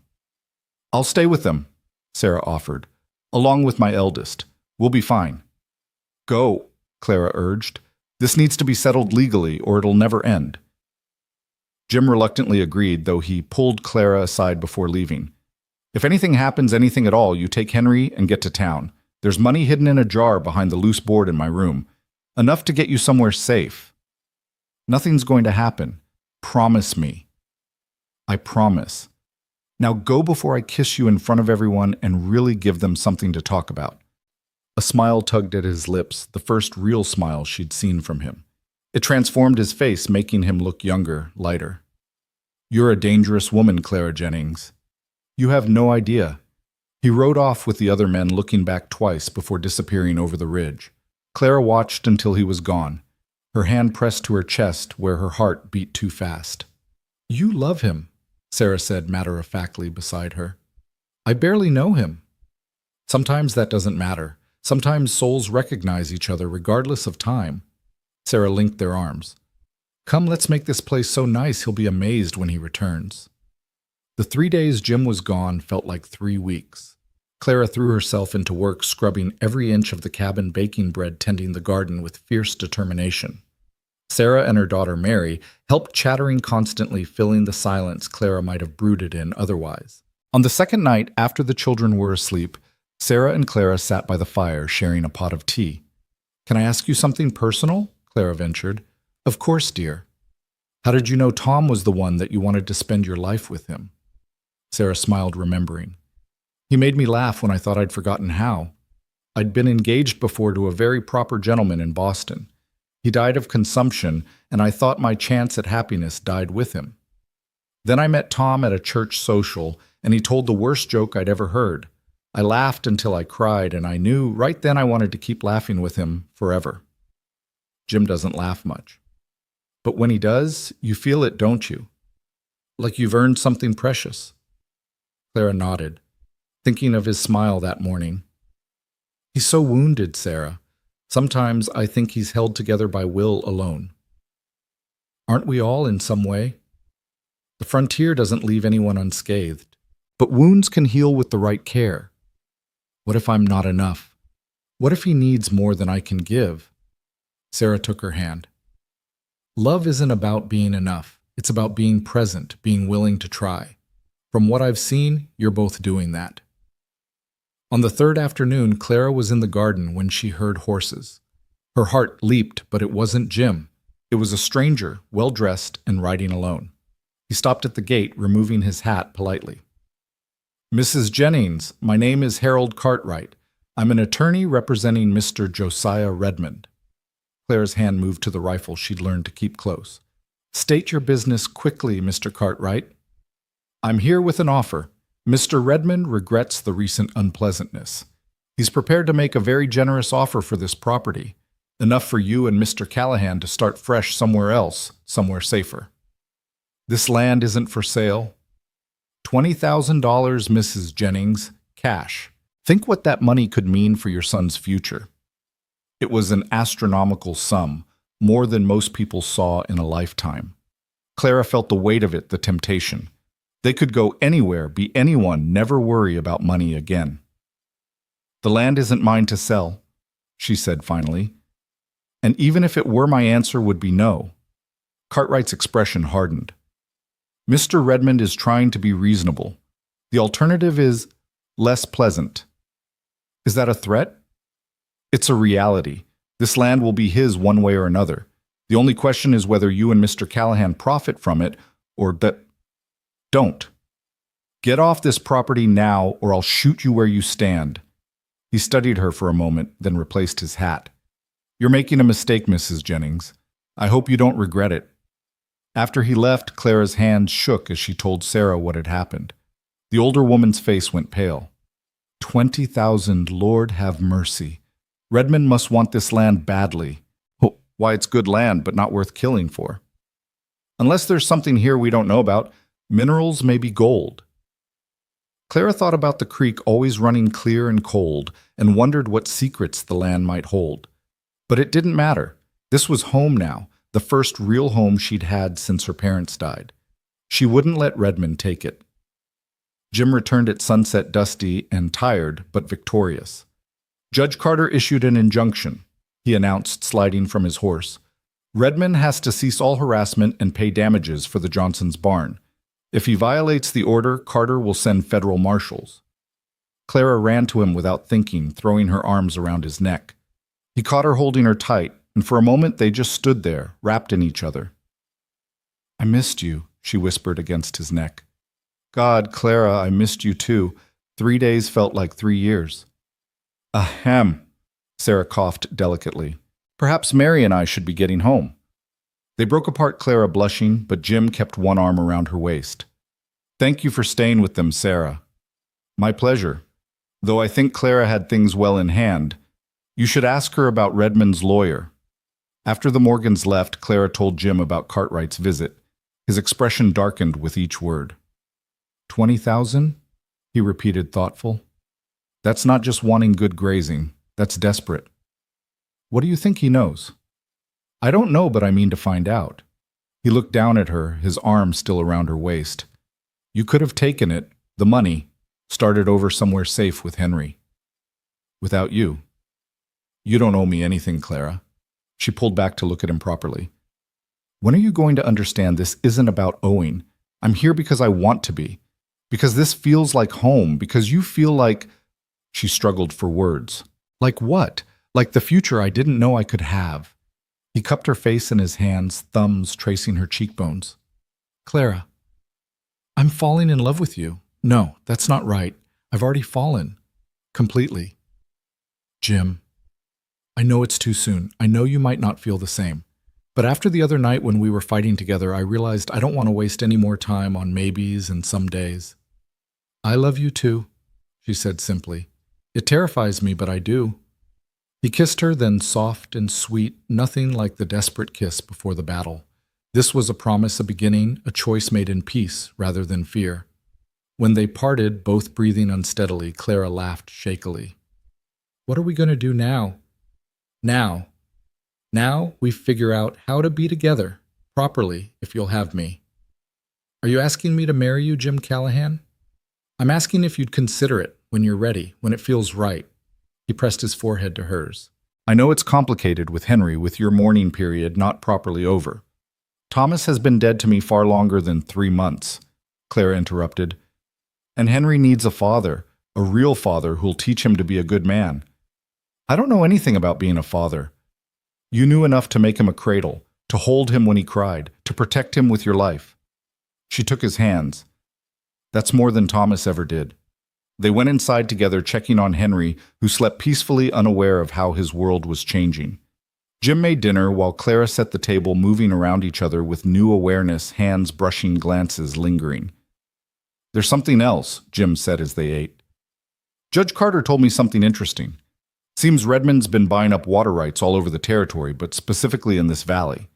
Carter thinks he knows something, maybe has information from the railroad surveys about future routes. The railroad's coming here. Maybe. If it does, this land would be worth 50 times what he offered today. Clara absorbed this information. So we keep fighting. We keep fighting. He reached across the table, taking her hand. Together. That night, Clara lay awake thinking about the future. She could hear Jim moving around in his room, probably unable to sleep either. The wall between them seemed thinner, now less necessary. How long before it came down entirely? The answer came sooner than expected. A week later, Clara woke to Henry's cries in the middle of the night. She went to him, but he wouldn't settle his little face red with distress. He's burning up, she called to Jim, who appeared instantly in the doorway. Jim felt the baby's forehead, his expression grave. Fever. We need to cool him down. They worked together through the night, bathing Henry in cool water, trying to get him to nurse walking him when he cried. The fever raged on, and Clara felt panic rising. We need a doctor, she said desperately. Nearest one is 2 days away. By the time we get there, Jim didn't finish, but they both knew what he meant. There has to be something. Jim was quiet for a moment, then said, Sarah Morgan knows healing, some herbs, old remedies. It's worth trying. Then go ride fast, he hesitated. I don't want to leave you alone. Go. Clara practically pushed him toward the door. Henry needs help. Jim rode off into the darkness while Clara continued her vigil. She prayed as she hadn't prayed since her parents died, making bargains with God, promising anything if Henry would just be okay. Sarah arrived with the dawn bag of remedies in hand. She took one look at Henry and got to work mixing tinctures, applying poultices, murmuring words that might have been prayers or incantations. Will he be all right? Clara asked, voice breaking. He's strong, Sarah said carefully. And you caught it early. We'll do everything we can. The day passed in a blur of treatments and worry. Jim never left Clara's side except to fetch what Sarah needed. His presence was solid, comforting his hand, finding hers whenever she started to panic. By evening, Henry's fever broke. He nursed weakly but steadily, and his color improved. Clara sobbed with relief, and Jim pulled her against him, his own eyes wet. He's going to be fine, Sarah said, exhausted but smiling. Children are resilient, but you two look worse than he does. Rest. I'll watch him. Clara protested, but Jim led her to the other room. Sarah's right. You're dead on your feet. I can't leave him. You're not leaving him. You're in the next room getting strong for when he needs you. He guided her to the sofa, sitting beside her. Rest just for a little while. She leaned against him, too tired to maintain any distance. I was so scared. So was I. You love him, she said, realizing it fully for the first time. Henry, you love him like he's yours. He is mine in every way that matters. You both are if you'll let me claim you. Yes, she whispered. Yes, we're yours. She fell asleep against his shoulder, and when she woke, she was in her bed covered with a quilt. Through the door, she could hear Jim talking softly to Henry, telling him a story about brave knights and beautiful princesses. Her heart swelled with love so intense it almost hurt. Henry recovered quickly, as children do, and life returned to normal, or what passed for normal in their strange situation. But something had shifted during that night of fear. The pretense of separate lives had dissolved. They were a family now in every way but law. "Marry me," Jim said one evening apropos of nothing. They were sitting on the porch, Henry playing with the wooden horse the Morgans had given him. "Jim, I know it's only been 2 months since you arrived. I know people will talk, but I almost lost you both to Redmond's men, almost lost Henry to fever. I don't want to waste any more time. My mourning period. Do you mourn him really?" Clara thought about it honestly. "No. I mourn who he used to be, who he could have been, but not who he was at the end. Then why wait, unless you need more time to be sure about me?" She moved to sit beside him, taking his face in her hands. "I'm sure. I've been sure since you stood between us and danger without hesitation. Since you held Henry through his fever. Since you gave me choice when I had none. So you'll marry me?" "Yes. Tomorrow, if you want." He laughed, the sound rich and wonderful. "Sarah would never forgive us if we didn't let her plan something. Next week?" "Next week," Clara agreed and sealed it with a kiss that promised forever. The wedding was small but perfect. Tom Morgan stood as Jim's witness, Sarah as Clara's. The traveling preacher who came through monthly performed the ceremony in the cabin's main room with wildflowers. Clara had picked decorating every surface. Jim had ridden to town the day before and returned with a simple gold band and a dress for Clara blue cotton with tiny flowers embroidered on the collar. "It's not fancy," he'd said apologetically. "It's perfect," Clara had assured him, and meant it. Henry, dressed in a tiny shirt Sarah had sewn, was passed between the Morgan children during the ceremony, babbling happily. When the preacher pronounced them man and wife, Jim kissed Clara with such tenderness that Sarah audibly sniffled. "No more Jennings," Jim whispered against her lips. "You're Clara Callahan now." "Clara Callahan," she repeated, loving how it sounded. "Mrs. James Callahan." The Morgans had brought food, and other neighbors arrived throughout the day to wish them well. Even some of the men from town came, having heard about the wedding. It was a celebration of not just their union, but their survival, their defiance of Redmond's attempts to drive them out. As evening fell and the guests departed, Clara and Jim stood together on the porch, Henry sleeping in Jim's arms. Their wedding night loomed ahead, and Clara felt nervous anticipation flutter in her stomach. "No expectations," Jim said quietly, reading her mood. "We have time now, all the time in the world." But when they went inside, when Henry was settled in his cradle, Clara took Jim's hand and led him to what was now their bedroom. "I don't want to wait," she said. "I've spent too much of my life waiting." What followed was nothing like her wedding night with Thomas, all fumbling and disappointment. Jim was patient, gentle, worshipful. He mapped her body with reverent hands and lips, making her feel beautiful, desired, cherished. When they came together, it was with perfect rightness, like two pieces of a puzzle finally finding their match. Afterward, lying tangled together, skin cooling in the night air, Clara traced the scars on Jim's chest. "Tell me about these." He caught her hand, kissing her fingers. "They're just marks of a life lived hard." "They're part of you. I want to know all of you." So he told her in the darkness where such truths were easier. About battles and wounds, about friends lost and enemies killed. About the farmhouse in Virginia that haunted him still. About Lizzie and the baby who'd never drawn breath. About the loneliness that had nearly consumed him before she'd appeared on that auction platform. In turn, Clara told him about her parents' death, about the fear of being alone in the world.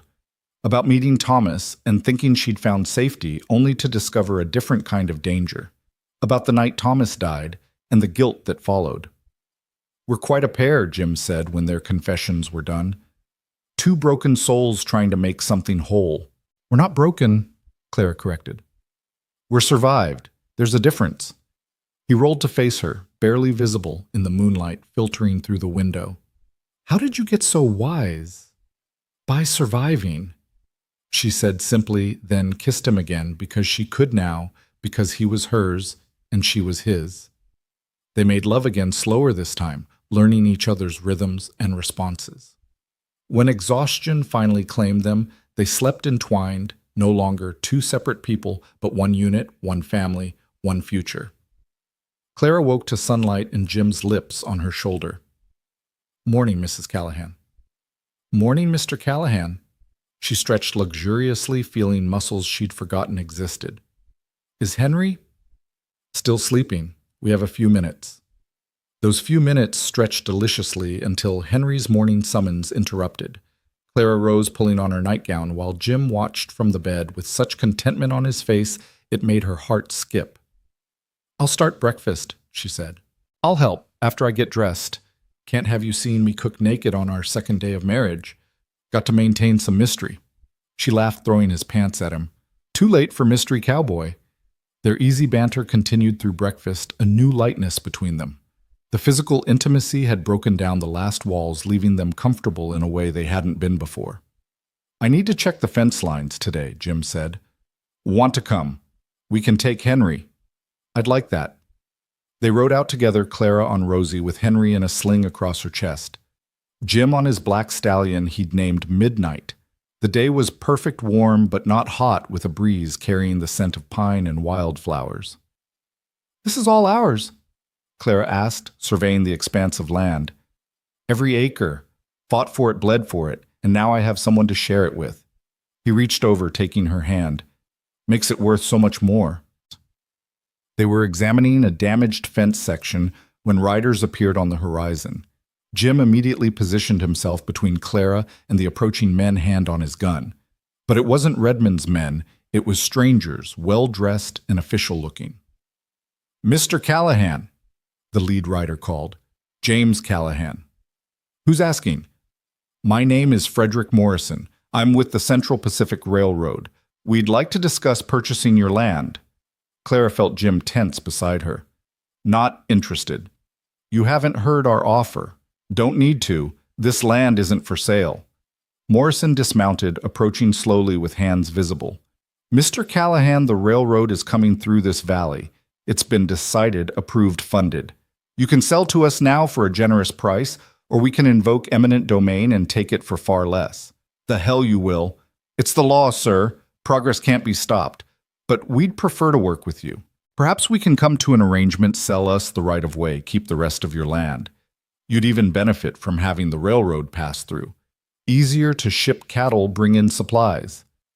Jim was quiet, thinking. Clara could see him calculating, weighing options. "I'll consider it," he said finally, "but I want everything in writing. And I want guarantees, water rights, protected access, maintained fair compensation." "Of course. I'll have our lawyers draw up a proposal." Morrison mounted his horse. "You're being smart, Mr. Callahan. Your neighbor, Mr. Redmond, wasn't so reasonable. Eminent domain proceedings begin against him next week." After they left, Jim and Clara sat in stunned silence. "Redmond's losing his land," Clara finally said. "Karma," Jim replied grimly. "He tried to force us out to sell to the railroad himself. Now he's losing everything." "What will we do?" "Make the best deal we can. Keep as much as possible.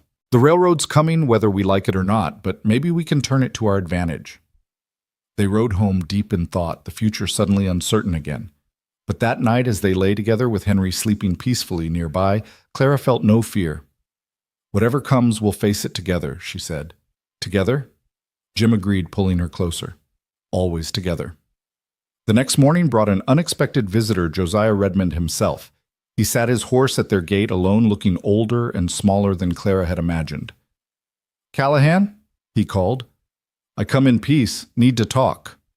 Jim emerged, rifle in hand, but not raised. "Talk." "Railroad's taking everything, every damned acre. Life's work gone." Redmond's voice was bitter, but defeated. "Morrison tell you about the deal?" "He mentioned it." "You're smarter than me, Callahan. Always were. I let greed blind me, and now I've lost it all." He shifted in his saddle. "I came to apologize, and to warn you. Morrison seems fair, but the railroad doesn't care about anything but profit. Watch yourself." "Why tell me this?" "Because I may be a bastard, but I'm a rancher first. What they're doing to me, they'll do to you if you're not careful. And because, he paused, seeming to struggle with the words, because your wife there showed more courage defending your land than I've shown in years, made me think about what really matters. He tipped his hat to Clara. Ma'am, I'm sorry for the trouble I caused you. Then he rode away, leaving them stunned on their porch. Did that just happen? Clara asked.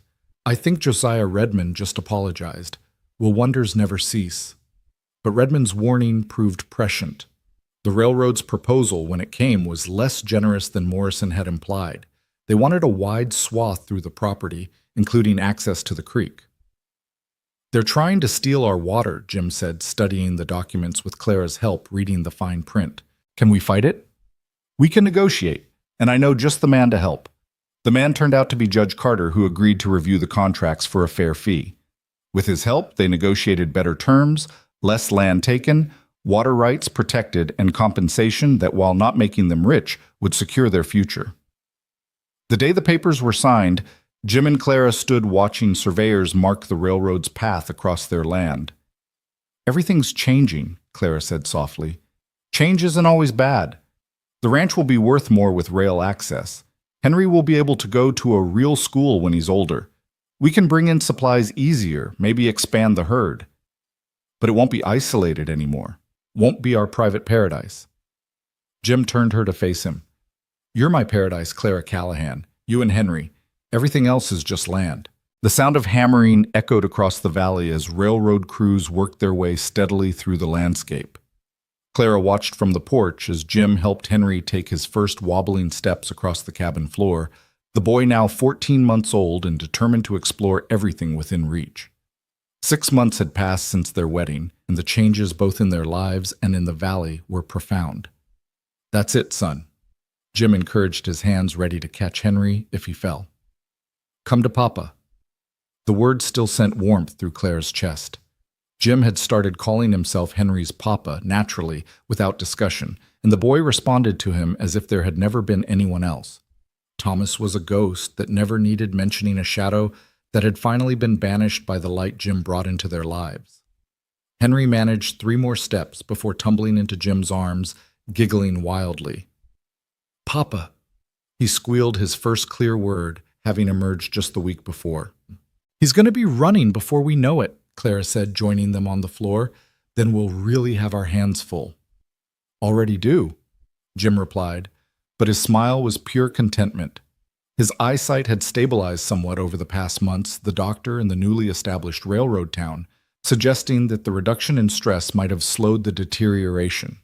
He still struggled with fine details and reading, but he could see his family clearly, and that was what mattered most. A knock at the door interrupted their domestic scene. Jim rose smoothly, hand automatically checking for the pistol he still wore. Old habits died hard, even though Redmond's threat had ended with his departure from the valley 3 months ago. Afternoon, Jim. Tom Morgan stood at the door, his expression troubled. Sorry to interrupt, but we've got a situation. Jim stepped outside Clara, following with Henry on her hip. What kind of situation, Railroad workers found something while digging near Beaver Creek. Gold, Jim. A significant vein from what they're saying. Clara felt Jim tense beside her. Gold meant trouble always. It meant an influx of prospectors claimed jumpers' violence. On whose land? Jim asked. That's the problem. It's right on the boundary between your property and what used to be Redmond's. The railroad owns Redmond's portion now, but your side. Tom shook his head. It's going to be a mess. Within days, Tom's prediction proved accurate. The quiet valley transformed into a circus of fortune seekers. Tents sprouted along the creek like mushrooms after rain. The railroad, sensing opportunity, quickly established a temporary station near the gold discovery, bringing even more people. Jim spent his days patrolling their boundaries, rifle prominent, making it clear that trespassers wouldn't be tolerated. Clara kept Henry close, no longer comfortable letting him play in the yard unsupervised. This isn't what we wanted, she said one evening, exhaustion evident in her voice. They could hear the mining camp from their porch, now shouts, laughter, occasional gunfire. No, Jim agreed, pulling her against his side. But we'll weather it. Gold plays out. The miners will move on.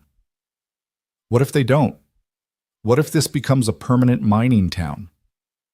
Then we adapt, We survive, like we always do. But adapting proved harder than expected.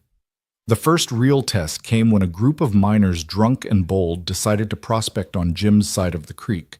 Clara was alone with Henry when she heard them, their voices carrying clearly through the morning air. "Lady of the house home," one called out, seeing her through the window. "We'd like to discuss a business proposition." Clara recognized the type immediately, men who thought a woman alone was vulnerable, manageable. She picked up the shotgun Jim had taught her to use, keeping it low but visible as she stepped onto the porch. "You're on private property, gentlemen. I'll ask you to leave." "Now, ma'am, no need for hostility. We're just suggesting a partnership. You let us work this section of creek, we split whatever we find." "No." "You haven't heard our terms." "I said no. Now get off our land before my husband returns and makes you leave in a less pleasant manner." One of the men, younger and drunker than the others, laughed. "Your husband ain't here, lady. Maybe we should wait inside for him." The sound of Clara cocking the shotgun was loud in the morning air. "Take one step toward this cabin and you'll be picking buckshot out of your hide for a month." "You wouldn't dare!" The blast over their heads sent them diving for cover, Clara's second shot already chambered before they could recover. "The next one won't be a warning." They scrambled to leave, cursing and threatening legal action, but Clara knew they wouldn't be back. Word would spread that the Callahan woman wasn't an easy mark. When Jim returned and heard what happened, his face went dark with fury. "I'm going to find them." "You're going to do no such thing," Clara interrupted. "I handled it. They won't be back." "Clara, you could have been hurt." But I wasn't. Jim, you can't protect me from everything. And more importantly, you don't need to. I'm not some delicate flower. I'm a frontier wife now." He pulled her close, his voice rough with emotion. "You're remarkable, you know that. I learned from the best." That night, as they lay together, Jim's hand splayed protectively over Clara's still flat stomach. "There's something else to consider now," she said quietly. "I'm pregnant." Jim's hand stilled. "You're sure?" "Sarah confirmed it yesterday. The baby will come in winter." "Clara." Her name was a prayer on his lips. "A baby. Our baby. Are you happy?" "Happy." He rolled to face her, his eyes bright with tears in the moonlight. "I never thought I'd have this again. A family, a future, a chance to get it right this time." "You're already getting it right. With Henry, with me, with everything." He kissed her deeply, tenderly, with all the love and gratitude he couldn't put into words. When they finally parted, he kept her close, whispering plans and promises against her skin. The pregnancy changed everything. Jim became even more protective, if such a thing was possible. He hired 2 hands to help with the ranch work, freeing himself to stay closer to home. The men brothers named Miguel and Carlos were refugees from the Mexican War who'd been working on the railroad. They were good with cattle, better with horses, and absolutely devoted to Clara after she nursed Carlos through a fever in their second week. "You don't pay us enough for the loyalty you're buying with kindness," Miguel told Jim one day, watching Clara teach their younger sister Maria, who joined them, how to bake bread. "Maybe that's why it works," Jim replied. The gold fever continued to rage through the valley, but Jim's increased security and Clara's reputation with the shotgun kept the worst of it at bay. The railroad completed its line, and suddenly their isolated valley was connected to the wider world. Mail came weekly instead of monthly. Supplies could be ordered from San Francisco and arrive within days. It was on one of the supply runs that Jim made a discovery that would change their lives again. He'd gone to the new town officially called Gold Ridge, but known to locals as Hell Ridge, for its lawless reputation to pick up fabric Clara had ordered for baby clothes. At the postal office, a letter waited forwarded from multiple addresses over many months. Jim stared at the handwriting, his heart stopping. He knew that hand, though he'd never expected to see it again. With trembling fingers, he opened the letter. "Dear James," it read, "if this letter finds you, it will be a miracle. I've been searching for you since the war ended. I survived, though I know you were told otherwise. Our daughter survived. We need you. Please, if you receive this wire immediately to the address below. All my love, Elizabeth." The world tilted. Jim gripped the counter, his legs suddenly weak. Alive. Lizzie was alive. And a daughter. "You all right, Mr. Callahan?" the postmaster asked, concerned. "I need to send a telegram," Jim managed. "Immediately." He sent the wire with shaking hands, then stumbled outside his mind, reeling. How was this possible? He'd seen the death certificate, had visited the graves. Someone had lied. But why? The ride home was a blur. Jim's thoughts churned with implications, complications, impossibilities. Clara.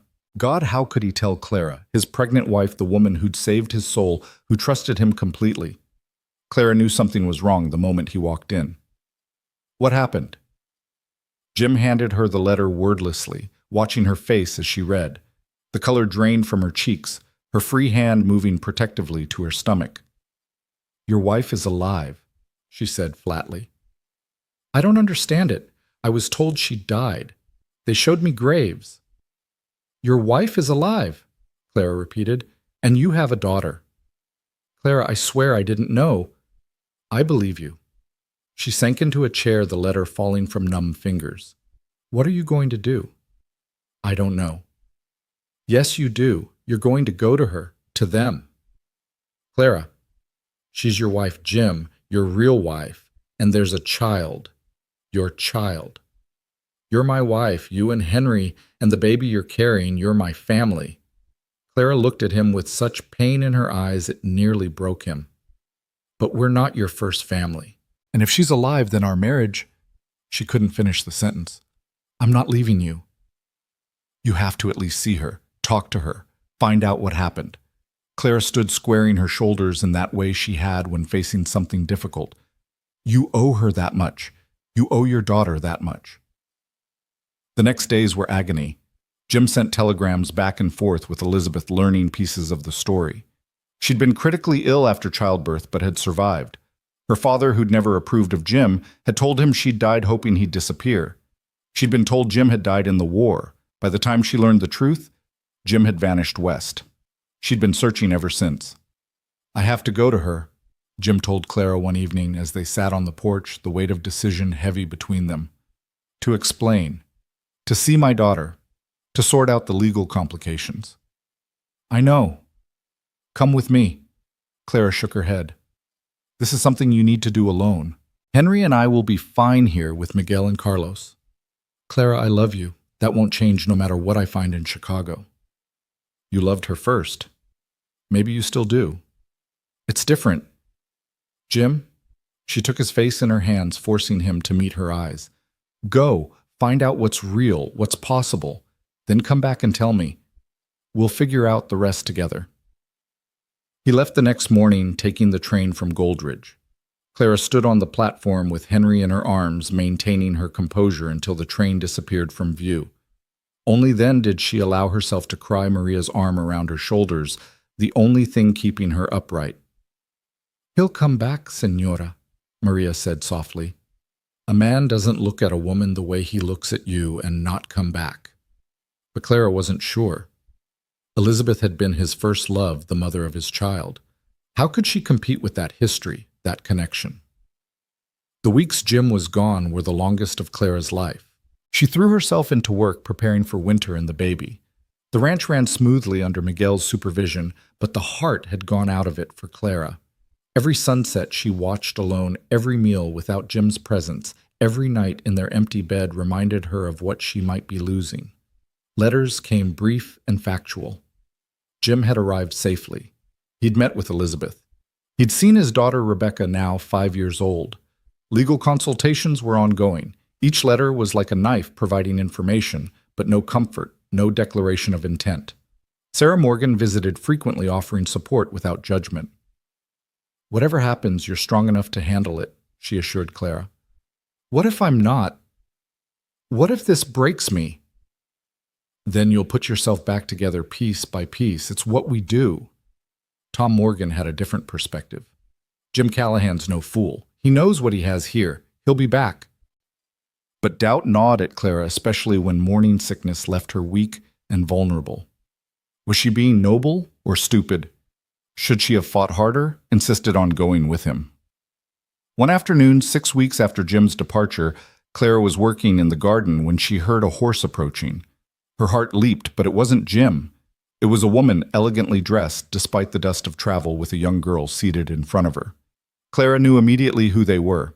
Elizabeth Callahan was beautiful in a porcelain doll way with golden hair and delicate features. The child was Jim's, without question, the same gray eyes and determined chin. Mrs. Callahan, Elizabeth's voice was cultured Eastern. I'm Elizabeth. We need to talk. Clara stood slowly, acutely aware of her dirt-stained dress and work-roughened hands. Would you like to come inside? They sat at the kitchen table, Rebecca playing quietly with some of Henry's toys, while the women sized each other up. Jim doesn't know I'm here, Elizabeth began. He's still in Chicago wrestling with lawyers and his conscience. Why did you come? To see what he's so torn about. To understand why my husband, my supposedly dead husband, who I mourned for 5 years, is so reluctant to resume the life we planned. He's an honorable man. He wouldn't abandon his responsibilities. His responsibilities? Elizabeth's laugh was bitter. Is that what you are? I'm his wife, the mother of his son and the child I'm carrying. Elizabeth's eyes widened slightly at the pregnancy revelation, but she recovered quickly. A marriage contracted under false pretenses. He thought I was dead. Yes, and you thought he was dead. You could have remarried too. I couldn't. I loved him too much. Elizabeth's composure cracked slightly. I still do. They sat in tense silence until Rebecca approached Clara shyly. Are you a farmer lady? I suppose I am, Clara said gently. Would you like to see the chickens? The girl nodded enthusiastically, and some of the tension eased as Clara led them outside. Rebecca was bright, curious, clearly well-educated, but fascinated by the ranch life so different from her Chicago upbringing. She's never seen a real cow, Elizabeth said, watching her daughter chase chickens with delight. She's welcome to stay as long as she likes. Children need space to run. Elizabeth studied Clara for a long moment. You're not what I expected. What did you expect? Someone easier to dismiss. A frontier woman who'd trapped Jim somehow, not someone who clearly loves him. I do love him, with everything I have. So do I. Elizabeth's voice was soft, sad. So what do we do? Before Clara could answer, Henry toddled out, having woken from his nap. He went straight to Clara, arms up, calling, Mama, then noticed the strangers and hid his face shyly. This is Henriette, Clara said, lifting him. Jim's been his father since he was 6 months old. Elizabeth watched Jim's gentle handling of the boy, the clear affection between them. He always wanted children. We had such plans. You still could. Have those plans, I mean. If Jim chooses to return with you. Is that what you think will happen? Clara forced herself to voice her deepest fear. You're his first love, his legal wife, the mother of his biological child. How can I compete with that? Elizabeth was quiet for a moment, then said something unexpected. Do you know what Jim said when he saw me? After the shock wore off. Clara shook her head. He said, I'm different now, Lizzie. The war broke something in me that Clara helped heal. I'm not the man you married. He talked about you constantly. How brave you are, how strong, how you saved him from becoming a bitter hermit on a mountain.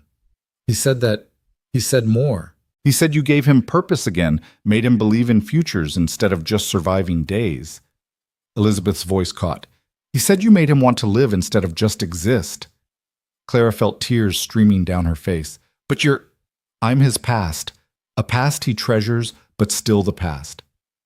Elizabeth stood, calling Rebecca to her. I came here angry, ready to fight for my husband. But I see now that he's not really mine anymore. Maybe he hasn't been since the war ended. Elizabeth, take care of him. He carries more darkness than he shows. And maybe let Rebecca know her father sometimes. She deserves that much. Of course. Always.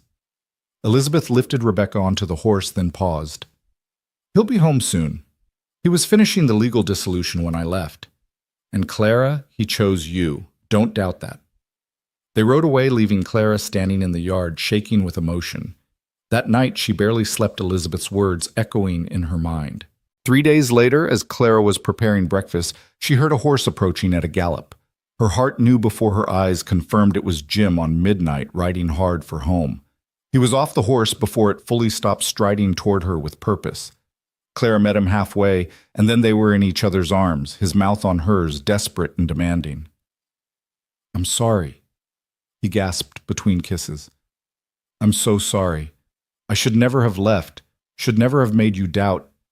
Elizabeth was here. He pulled back, shocked. What? She came to see what you were torn about. She left 3 days ago. What did she say? That you chose me. Did you... Clara. He cupped her face in his hands, his eyes intense. I chose you the moment you stood up to those miners with a shotgun. I chose you when you read Lizzie's letters to me without jealousy. I chose you when you sent me to Chicago knowing I might not come back. I choose you every morning when I wake up grateful you're beside me. But Rebecca, Elizabeth agreed to bring her for visits. Summers, maybe. She needs to know her father, but she also needs the stability of the life Elizabeth's built in Chicago. It's better this way. Are you sure? I've never been more sure of anything. He pressed his forehead to hers. You're my wife, Clara Callahan, the only wife I want, the only future I can imagine. The baby. Our baby, mine and yours. Just like Henry is mine, blood or not. He dropped to his knees, pressing his face against her still small belly. This is my child, Clara. Our child. She ran her fingers through his hair, tears falling freely. Welcome home. He stood kissing her again, then noticed the changes around the ranch, new fencing, an expanded garden, a larger chicken coop. You've been busy. I couldn't just sit and pine, though I did that too. I'm sorry I was gone so long. The legal matters were complicated. Are they resolved? Yes. The marriage was annulled based on fraudulent death reports. I'm legally free. We can remarry if you want to make sure everything's proper. Clara laughed shakily. Jim Callahan, are you proposing to me again? Every day for the rest of our lives, if you'll let me. They were interrupted by Henry toddling out, shrieking, Papa, Papa! And launching himself at Jim's legs. Jim scooped him up, tossing him in the air to delighted squeals. I missed you, little man, Jim said, settling Henry on his hip. Did you take care of Mama for me? Henry nodded solemnly, then patted Jim's face. Papa home. Papa's home for good. That evening, after Henry was asleep and they'd caught up on ranch business, Jim and Clara sat on their porch watching the sunset. The mining camp noise had diminished, the easily accessible gold was playing out, and many miners had moved on. The valley's changing, Clara observed. Everything changes. But this, Jim gestured between them, this is constant. Is it? Can we be sure? He took her hand, threading their fingers together. I talked to a lot of lawyers in Chicago, read a lot of documents. You know what I learned? That legal marriages don't mean much if the heart's not in them, and that sometimes the truest marriages have nothing to do with papers. So what makes a true marriage? Choice. Waking up every day and choosing to face whatever comes together, choosing to build something despite the broken pieces you started with, choosing love over fear, trust over doubt. Then we have a true marriage, the truest I know. As if to seal the sentiment, the baby moved for the first time, a flutter that made Clara gasp. Jim's hand immediately covered hers on her belly. Was that? Yes, our baby saying hello. They sat in peaceful silence, hands joined over the new life they'd created, watching stars emerge in the darkening sky. The cabin behind them glowed with lamplight, warm and welcoming. The ranch spread around them, hard-won and deeply loved. Their son slept safely in his bed, their unborn child grew beneath their joined hands, and they had each other. I used to think my life ended when Lizzie died, Jim said quietly, that I was just marking time until my own death. Then you appeared on that platform, proud and unbroken, despite everything, and something in me recognized something in you. Two survivors who might build something from survival. Have we built something? Look around, Clara. We've built a life, a good one. She leaned against him, feeling the solid warmth of his presence. It hasn't been easy. The best things never are. A coyote howled in the distance, and somewhere in the mining camp someone fired a celebratory shot. But on the porch of Broken Creek Ranch, peace reigned. Tell me about Rebecca, Clara said. What's she like? Jim smiled. Smart as a whip, stubborn, Asks endless questions. Reminded me of someone else I know. I'd like to meet her properly when she visits. She'll love you. And Henry, she's always wanted a brother. She'll have two, or a brother and sister. A real family. We're already a real family, Jim. Blood doesn't make family. Choice does. Love does. He kissed her temple. How did you get so wise? I had a good teacher. They stayed on the porch until full darkness fell, then went inside together. As they prepared for bed, Clara watched Jim moving around their room with easy familiarity, and her heart swelled with gratitude that he'd come home. I forgot to ask, she said as they settled into bed. What did you tell Elizabeth? When you said goodbye. Jim was quiet for a moment, his arm around her hand resting on her belly. I thanked her for the years we had, for Rebecca, for understanding that people changed, that the boy she married truly did die in the war, and the man who came back needed different things. What things? Someone who understood darkness but chose light anyway. Someone who'd been broken but refused to stay that way. Someone who could see a half-blind, damaged former soldier and think, yes, that's who I want to build a future with. She said you talked about me constantly. I did. Couldn't help it. Every story led back to you somehow. He shifted to look at her in the moonlight. I told her about the auction, how you stood there with Henry rather than abandon him, about fighting off Redmond's men, about taming the garden and me with equal determination. Clara laughed softly. I haven't tamed you. No, I was a wild thing before you, Clara, living like an animal barely human some days. You brought me back to life. We brought each other back. Yes, he agreed. We did. They made love slowly, carefully, mindful of the baby, reaffirming their connection with touch, and whispered endearments. Afterward, as Clara dozed against Jim's chest, she thought about the journey that had brought them here. From that terrible auction platform to this moment of perfect contentment, every step had led them toward each other. The pain, the loss, the fear, all of it had been preparing them for this life they'd built together. No regrets? Jim asked softly, feeling her awake. None. You. Only that I didn't find you sooner. We found each other when we were meant to, when we were ready. Are we ready for what comes next? A new baby. Rebecca visiting the ranch growing. Clara turned in his arms, meeting his eyes in the darkness. We're ready for anything as long as we're together. Together. He agreed and kissed her again, sealing the promise. Outside, the world continued its relentless change. The railroad brought progress and problems in equal measure. The mining camps rose and fell with the vagaries of gold. The valley filled with new settlers transforming from wilderness to civilization. But inside the cabin at Broken Creek Ranch, constants remained. Love. Trust. Choice. Family. The decision to face each day together, to build something beautiful from broken pieces, to choose hope over fear. It was, Clara thought, as sleep finally claimed her more than she'd ever dared dream when she'd stood on that auction platform. It was a life worth living, a love worth fighting for, a future worth believing in. And it was theirs. The first snow of winter came early that year, blanketing the valley in pristine white, just as Clara entered her final month of pregnancy. She stood at the window watching Jim and Miguel work to bring the cattle closer to the ranch, their figures dark against the snowy landscape. Henry played at her feet with wooden blocks Jim had carved, babbling happily to himself in the warm cabin. Mama, look. Henry held up a precarious tower of blocks, his face bright with accomplishment. Beautiful sweetheart, Clara said, lowering herself carefully into the rocking chair. The baby was riding low now, and every movement took effort. Sarah Morgan had visited yesterday, pronouncing that it wouldn't be long now. The door burst open with a swirl of cold air, Jim stomping snow from his boots. His face was red from the cold, but his eyes were warm as they found Clara. How are my girls? He asked, one hand moving to Clara's belly. He'd decided the baby was a girl, though he had no real reason for thinking so.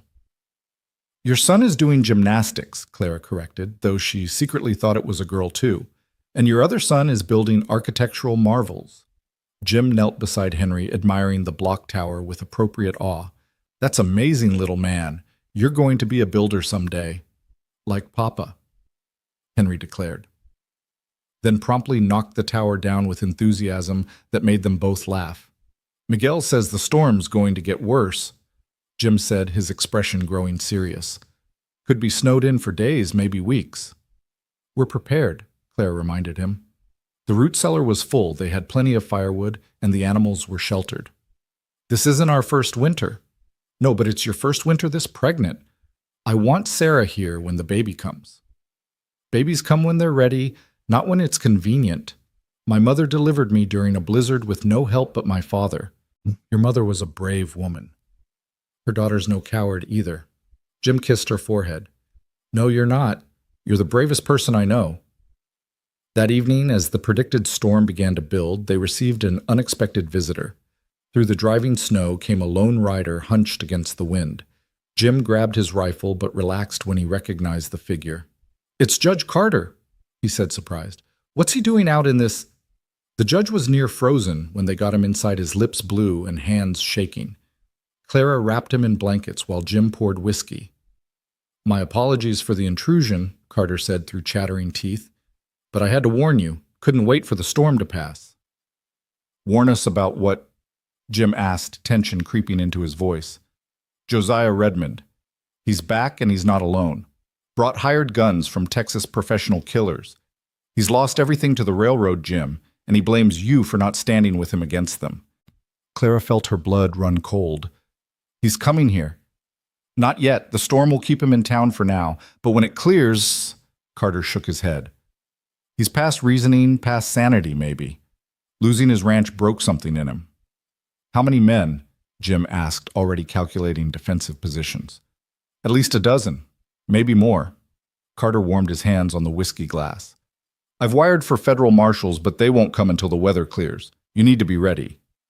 We could leave, Clara said quietly. Take Henry and go somewhere safe until the marshals arrive. In your condition in this weather, Jim shook his head. Too dangerous. And I won't be driven from our home again. Pride isn't worth dying for, Jim.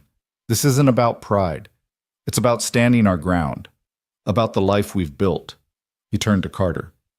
Will you stay? We could use another gun. I'm a judge, not a gunfighter, Carter said, but then nodded. But yes, I'll stay. Can't let good people face evil alone. The storm raged for 3 days, sealing them in a white cocoon. Jim used the time to prepare checking weapons, boarding vulnerable windows, creating defensive positions. Miguel and Carlos had returned to their family's cabin a mile away before the storm hit, but Jim knew they'd come if called. On the third night, Clara woke to pain radiating across her belly. She lay still, timing the sensation, hoping it was false labor. But when the next pain came stronger and more insistent, she knew. Jim, she whispered, shaking his shoulder. The baby's coming. He was instantly awake alert. Now, you're sure? Very sure, she gasped as another contraction hit. The baby doesn't care about the storm. What followed was the longest night of Jim's life. He'd delivered calves and foals, but this was Clara, this was their child. Judge Carter surprisingly had some medical training from the war and took charge directing Jim to boil water and gather clean linens. Sarah made it look easy. Clara gasped between contractions, her face beaded with sweat. You're doing fine, Carter assured her, though Jim could see the worry in his eyes. The baby's positioned well, just needs time. Henry, awakened by the commotion, watched wide-eyed from his small bed in the corner until Jim settled him back to sleep. The storm howled outside, snow piling against the windows, as if nature itself was participating in the drama inside. Hours passed in a blur of pain and encouragement. Clara squeezed Jim's hand hard enough to leave bruises, her strength amazing him even in extremis. He whispered prayers he hadn't said since childhood, promises to God if Clara and the baby survived. I can see the head, Carter announced near dawn. One more push, Clara. You're almost there. With a final Herculean effort and a scream that seemed to shake the rafters, Clara delivered their daughter into the world. The baby's cry, strong and indignant, was the most beautiful sound Jim had ever heard. A girl, Carter said, grinning as he cleaned the infant. A perfect, healthy girl. Jim was crying as he took his daughter, so tiny and perfect, and placed her in Clara's arms. You did it, he whispered. "You amazing, incredible woman." Clara was crying, too exhausted but triumphant. "She's beautiful. Look at her, Jim. We made her." The baby had dark hair like Jim's and a chin that already looked stubborn. Her eyes, when she briefly opened them, were the same gray as her father's. "What should we name her?" Clara asked. "Grace," Jim said, without hesitation. "Because she's a grace we don't deserve but received anyway." "Grace Elizabeth Callahan," Clara added, and Jim's eyes filled with fresh tears at the gesture. The storm broke that afternoon sun, emerging to make the snow-covered valley sparkle like diamonds. But their joy was short-lived. As Jim stepped onto the porch to check the animals, he saw riders in the distance, many riders moving with purpose toward the ranch. "They're coming," he told Carter quietly. "Redmond's men. The baby Clara, they need time to recover." "They'll have it. I won't let anyone near them." Jim checked his rifle, his face settling into the hard lines of a soldier. "Can you shoot?" "Well enough." "Then take the back window. I'll take the front." Clara, despite having given birth mere hours ago, insisted on having a pistol within reach. "I can shoot from the bed if necessary." "It won't be necessary," Jim promised, but gave her the weapon anyway.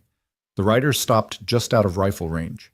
Josiah Redmond rode forward alone, and Jim was shocked at the change in him. The once powerful rancher looked gaunt, wild-eyed, his expensive clothes replaced with trail gear. Callahan Redmond called, "You took everything from me. You lost your ranch to the railroad Redmond, not to me. You could have stood with me. We could have fought them together, but you made your deal, saved yourself, and left me to hang. You tried to burn us out, remember? You sent men to kill us. Why would I stand with you? Because we're ranchers. We should have stood together against the real enemy." Jim could see the madness in Redmond's eyes, the complete break from reality.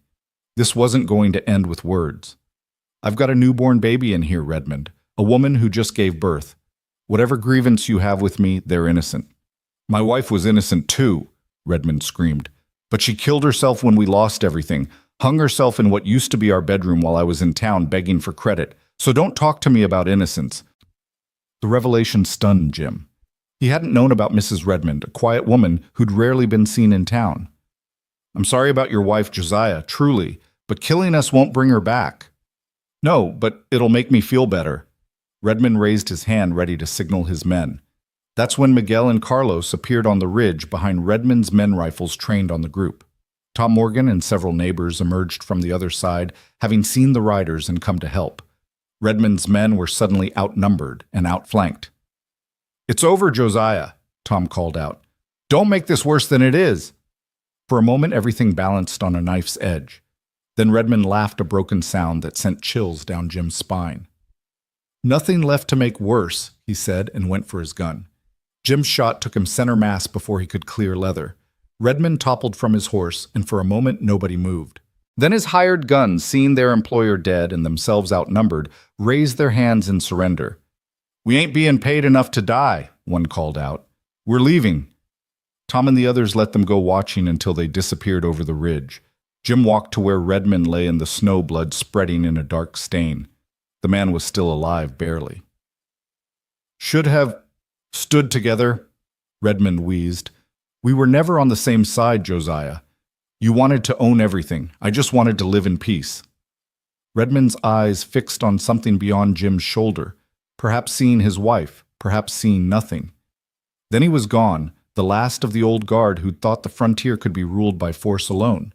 They buried him on a hill overlooking the valley, Jim insisting on giving him a proper burial despite everything. "He was wrong, but he was still a man," Jim said. "And he loved this land in his own twisted way." Judge Carter stayed another week helping while Clara recovered. Grace thrived, nursing well and already showing a personality that promised to be as strong as her mother's. Henry was fascinated by his baby sister, constantly wanting to hold her to show her things. "Papa, baby, see?" he'd ask, holding up toys to Grace's unfocused eyes. "She's too little to see much yet," Jim explained patiently. "But she knows you're her big brother." On Carter's last night as they sat by the fire, he made an unexpected offer. "I'm getting old, Jim. Looking to retire soon. The territory needs good men to help govern, to help transition to statehood. I could recommend you for my position." I'm no judge. You're fair, honest, and people respect you. That's most of what the job requires. Jim looked at Clara, who was nursing Grace in the rocking chair. My place is here. My family needs me. The position wouldn't require you to leave the ranch. Court only sits monthly. You could make a real difference, help ensure law comes to the valley properly. I'll think about it, Jim said, but his eyes were on his family. His whole world contained in this small cabin. After Carter left, life settled into new rhythms. Grace was an easy baby, content to sleep and eat, so different from Henry's colicky early months. Clara recovered quickly, her strength returning with the determined resilience that never ceased to amaze Jim. Spring came early that year, melting the snow and revealing the damage from the winter storms. Fences needed mending, the garden needed replanting, and there was always work to be done. But they worked together, a team now in every sense. One afternoon, as Clara hung laundry while Grace slept in a basket nearby, and Henry played in the dirt, a familiar wagon appeared on the road. Sarah Morgan drove, but she wasn't alone. Beside her sat a young woman Clara didn't recognize, and in the back a small figure that made Jim's breath catch. Papa. Rebecca launched herself from the wagon before it fully stopped running to Jim, who caught her and swung her high. Rebecca, what are you doing here? Mama said I could come for the summer. She said you have a new baby, and I'm a big sister. Elizabeth stepped down from the wagon, elegant even after the dusty journey. Her eyes found Clara's, and something passed between them, understanding perhaps, or acceptance. I hope we're not intruding, Elizabeth said. Rebecca insisted on coming as soon as travel was possible. You're always welcome, Clara said, meaning it. Rebecca, would you like to meet your sister? The little girl's eyes went wide as she peered into the basket at the sleeping infant. She's so small. Was I that small? Even smaller, Jim said, his voice thick with emotion. You were tiny as a doll. Elizabeth stayed for dinner, the potentially awkward situation made easier by the children's chatter and Sarah's diplomatic presence. As evening approached, she prepared to leave for town where she'd taken lodging. Rebecca can stay here if she wants, Clara offered. We have room. Please, Mama, Rebecca begged. Elizabeth looked between Jim and Clara, seeing something that made her smile sadly. If you're sure, we're sure, Jim said. She's always welcome here. This is her home, too. That night, with Rebecca tucked into a makeshift bed near Henry's gym, and Clara stood on the porch watching stars emerge. That was generous, Jim said, offering to let Rebecca stay. She's part of you, which makes her part of us. Besides, did you see Henry's face when she read to him? He's already in love with his big sister. And you're not bothered by Elizabeth. Clara considered. I thought I would be, but seeing her today, I just felt grateful. Grateful that she let you go, that she understands what we have. What do we have, Clara?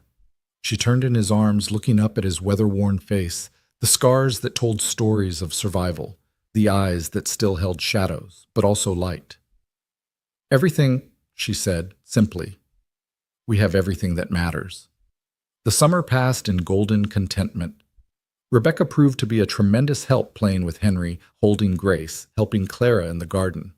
She was hungry for the father she'd never known, following Jim everywhere, asking endless questions. Why do horses need shoes? How do you know when it's going to rain? Can you teach me to shoot? When you're older. Jim said to the last, but taught her to ride instead, putting her on gentle Rosie and leading her around the corral. Clara watched them together, seeing Jim bloom under his daughter's attention. The guilt he'd carried about missing her early years eased as they built new memories. Rebecca had Elizabeth's delicate features, but Jim's determined spirit, his way of tilting her head when thinking.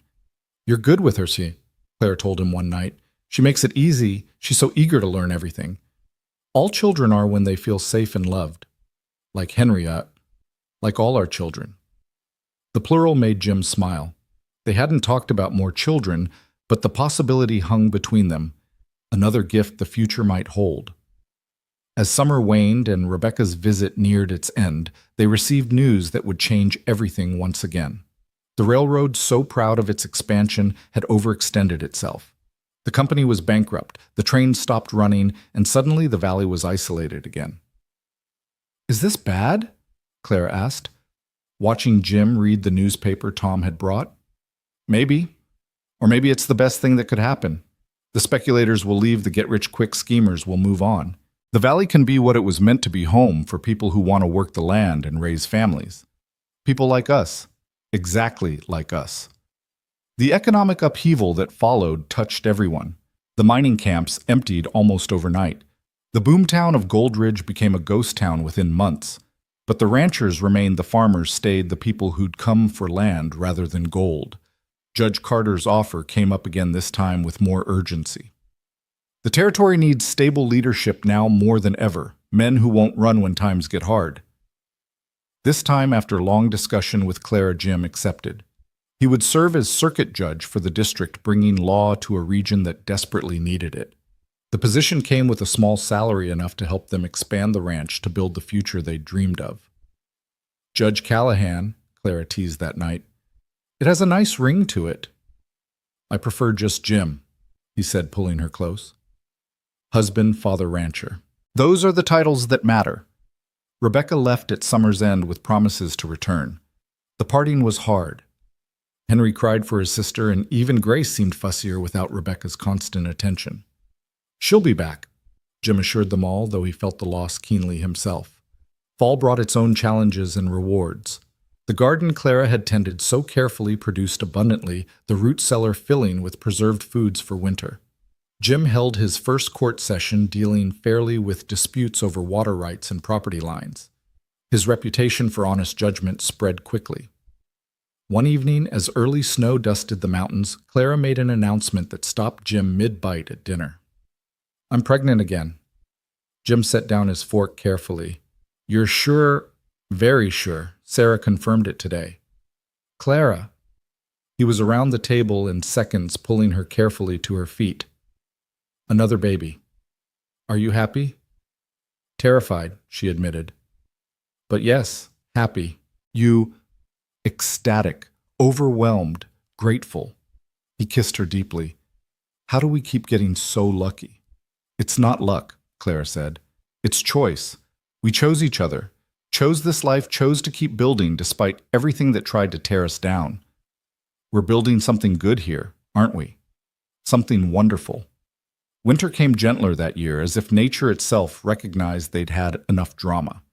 Jim's work as judge kept him busy, but not absent. He scheduled sessions, so he was never gone more than a few days. The ranch prospered under Miguel and Carlos's help, the cattle herd growing the land, yielding its bounty to those who worked it with respect. Grace took her first steps on Christmas Eve, toddling between Jim and Clara, while Henry cheered. They had no tree, no fancy decorations, but the cabin glowed with warmth and love that needed no ornamentation. Next year Rebecca will be here for Christmas, Jim said, having negotiated with Elizabeth for alternating holidays. Our family keeps growing, Clara observed, hand on her expanding belly. Room for more, Jim said, looking around the cabin. I've been thinking about adding on.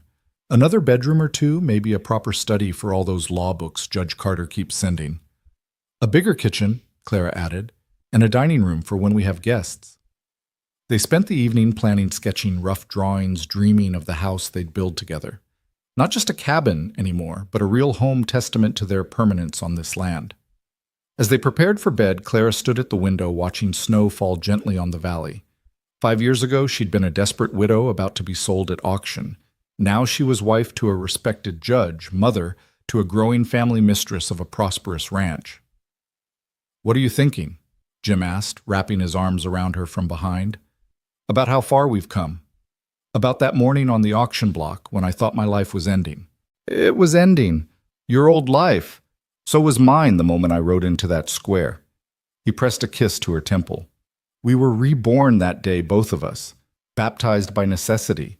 And look what rose from those ashes. Clara turned in his arms, studying his face. The harsh lines had softened over their years together. Laugh lines replacing some of the worry creases. His eyes, though still imperfect, clearly saw their children with perfect love. I love you, James Callahan, more than I knew was possible. And I love you, Clara Callahan, my savior, my heart, my home. They made their way to bed, where passion had replaced desperation, where comfort was found in familiar touches and whispered endearments. The ghosts of their pasts. Thomas Elizabeth. The war. All the pain had been laid to rest, buried beneath layers of new memories. Better choices, deeper love. Outside snow continued to fall, blanketing the valley in pristine white. The ranch slept peacefully. Cattle in the barn, horses in their stalls, chickens roosting against the cold. In her cradle, Grace slept with abandonment of the truly secure. Henry mumbled in his dreams, probably reliving Rebecca's summer stories. And in their bed, Jim and Clara held each other, their unborn child safe between them, their hearts beating in sync.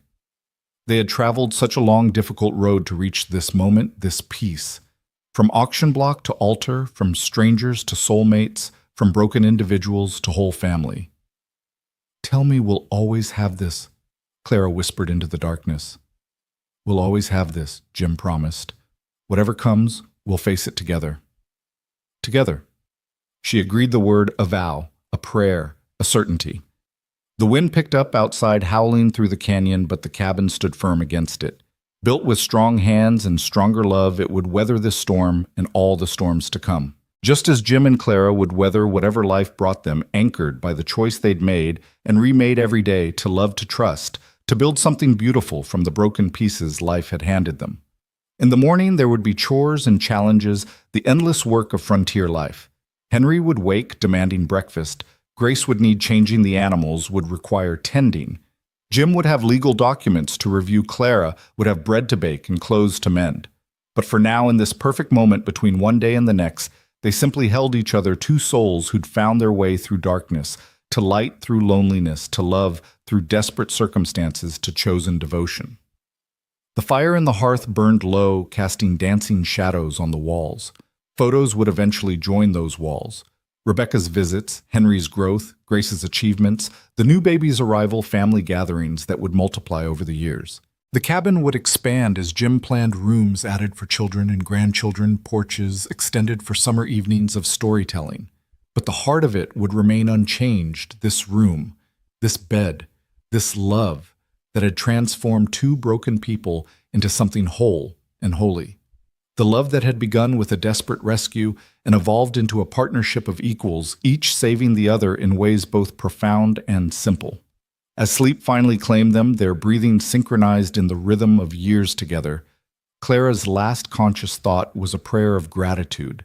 For Jim's courage in that dusty square, for her own strength to trust a stranger, for Henry's innocent need that had kept her fighting, for Grace and the baby to come, for Rebecca, who bridged past and present, for all of it, the pain that had prepared them, the chance that had brought them together, the choice they'd made to build rather than break. The snow stopped just before dawn, leaving the world pristine and new. When the sun rose, it would reveal a valley transformed, beautiful in its clean whiteness, full of promise for spring to come. Just as that long ago sunrise had revealed possibilities neither Jim nor Clara could have imagined, when he'd placed his gold on Morton's counter and claimed not ownership but partnership, not property but family, not an ending but a beginning. The beginning of everything that mattered, the beginning of home.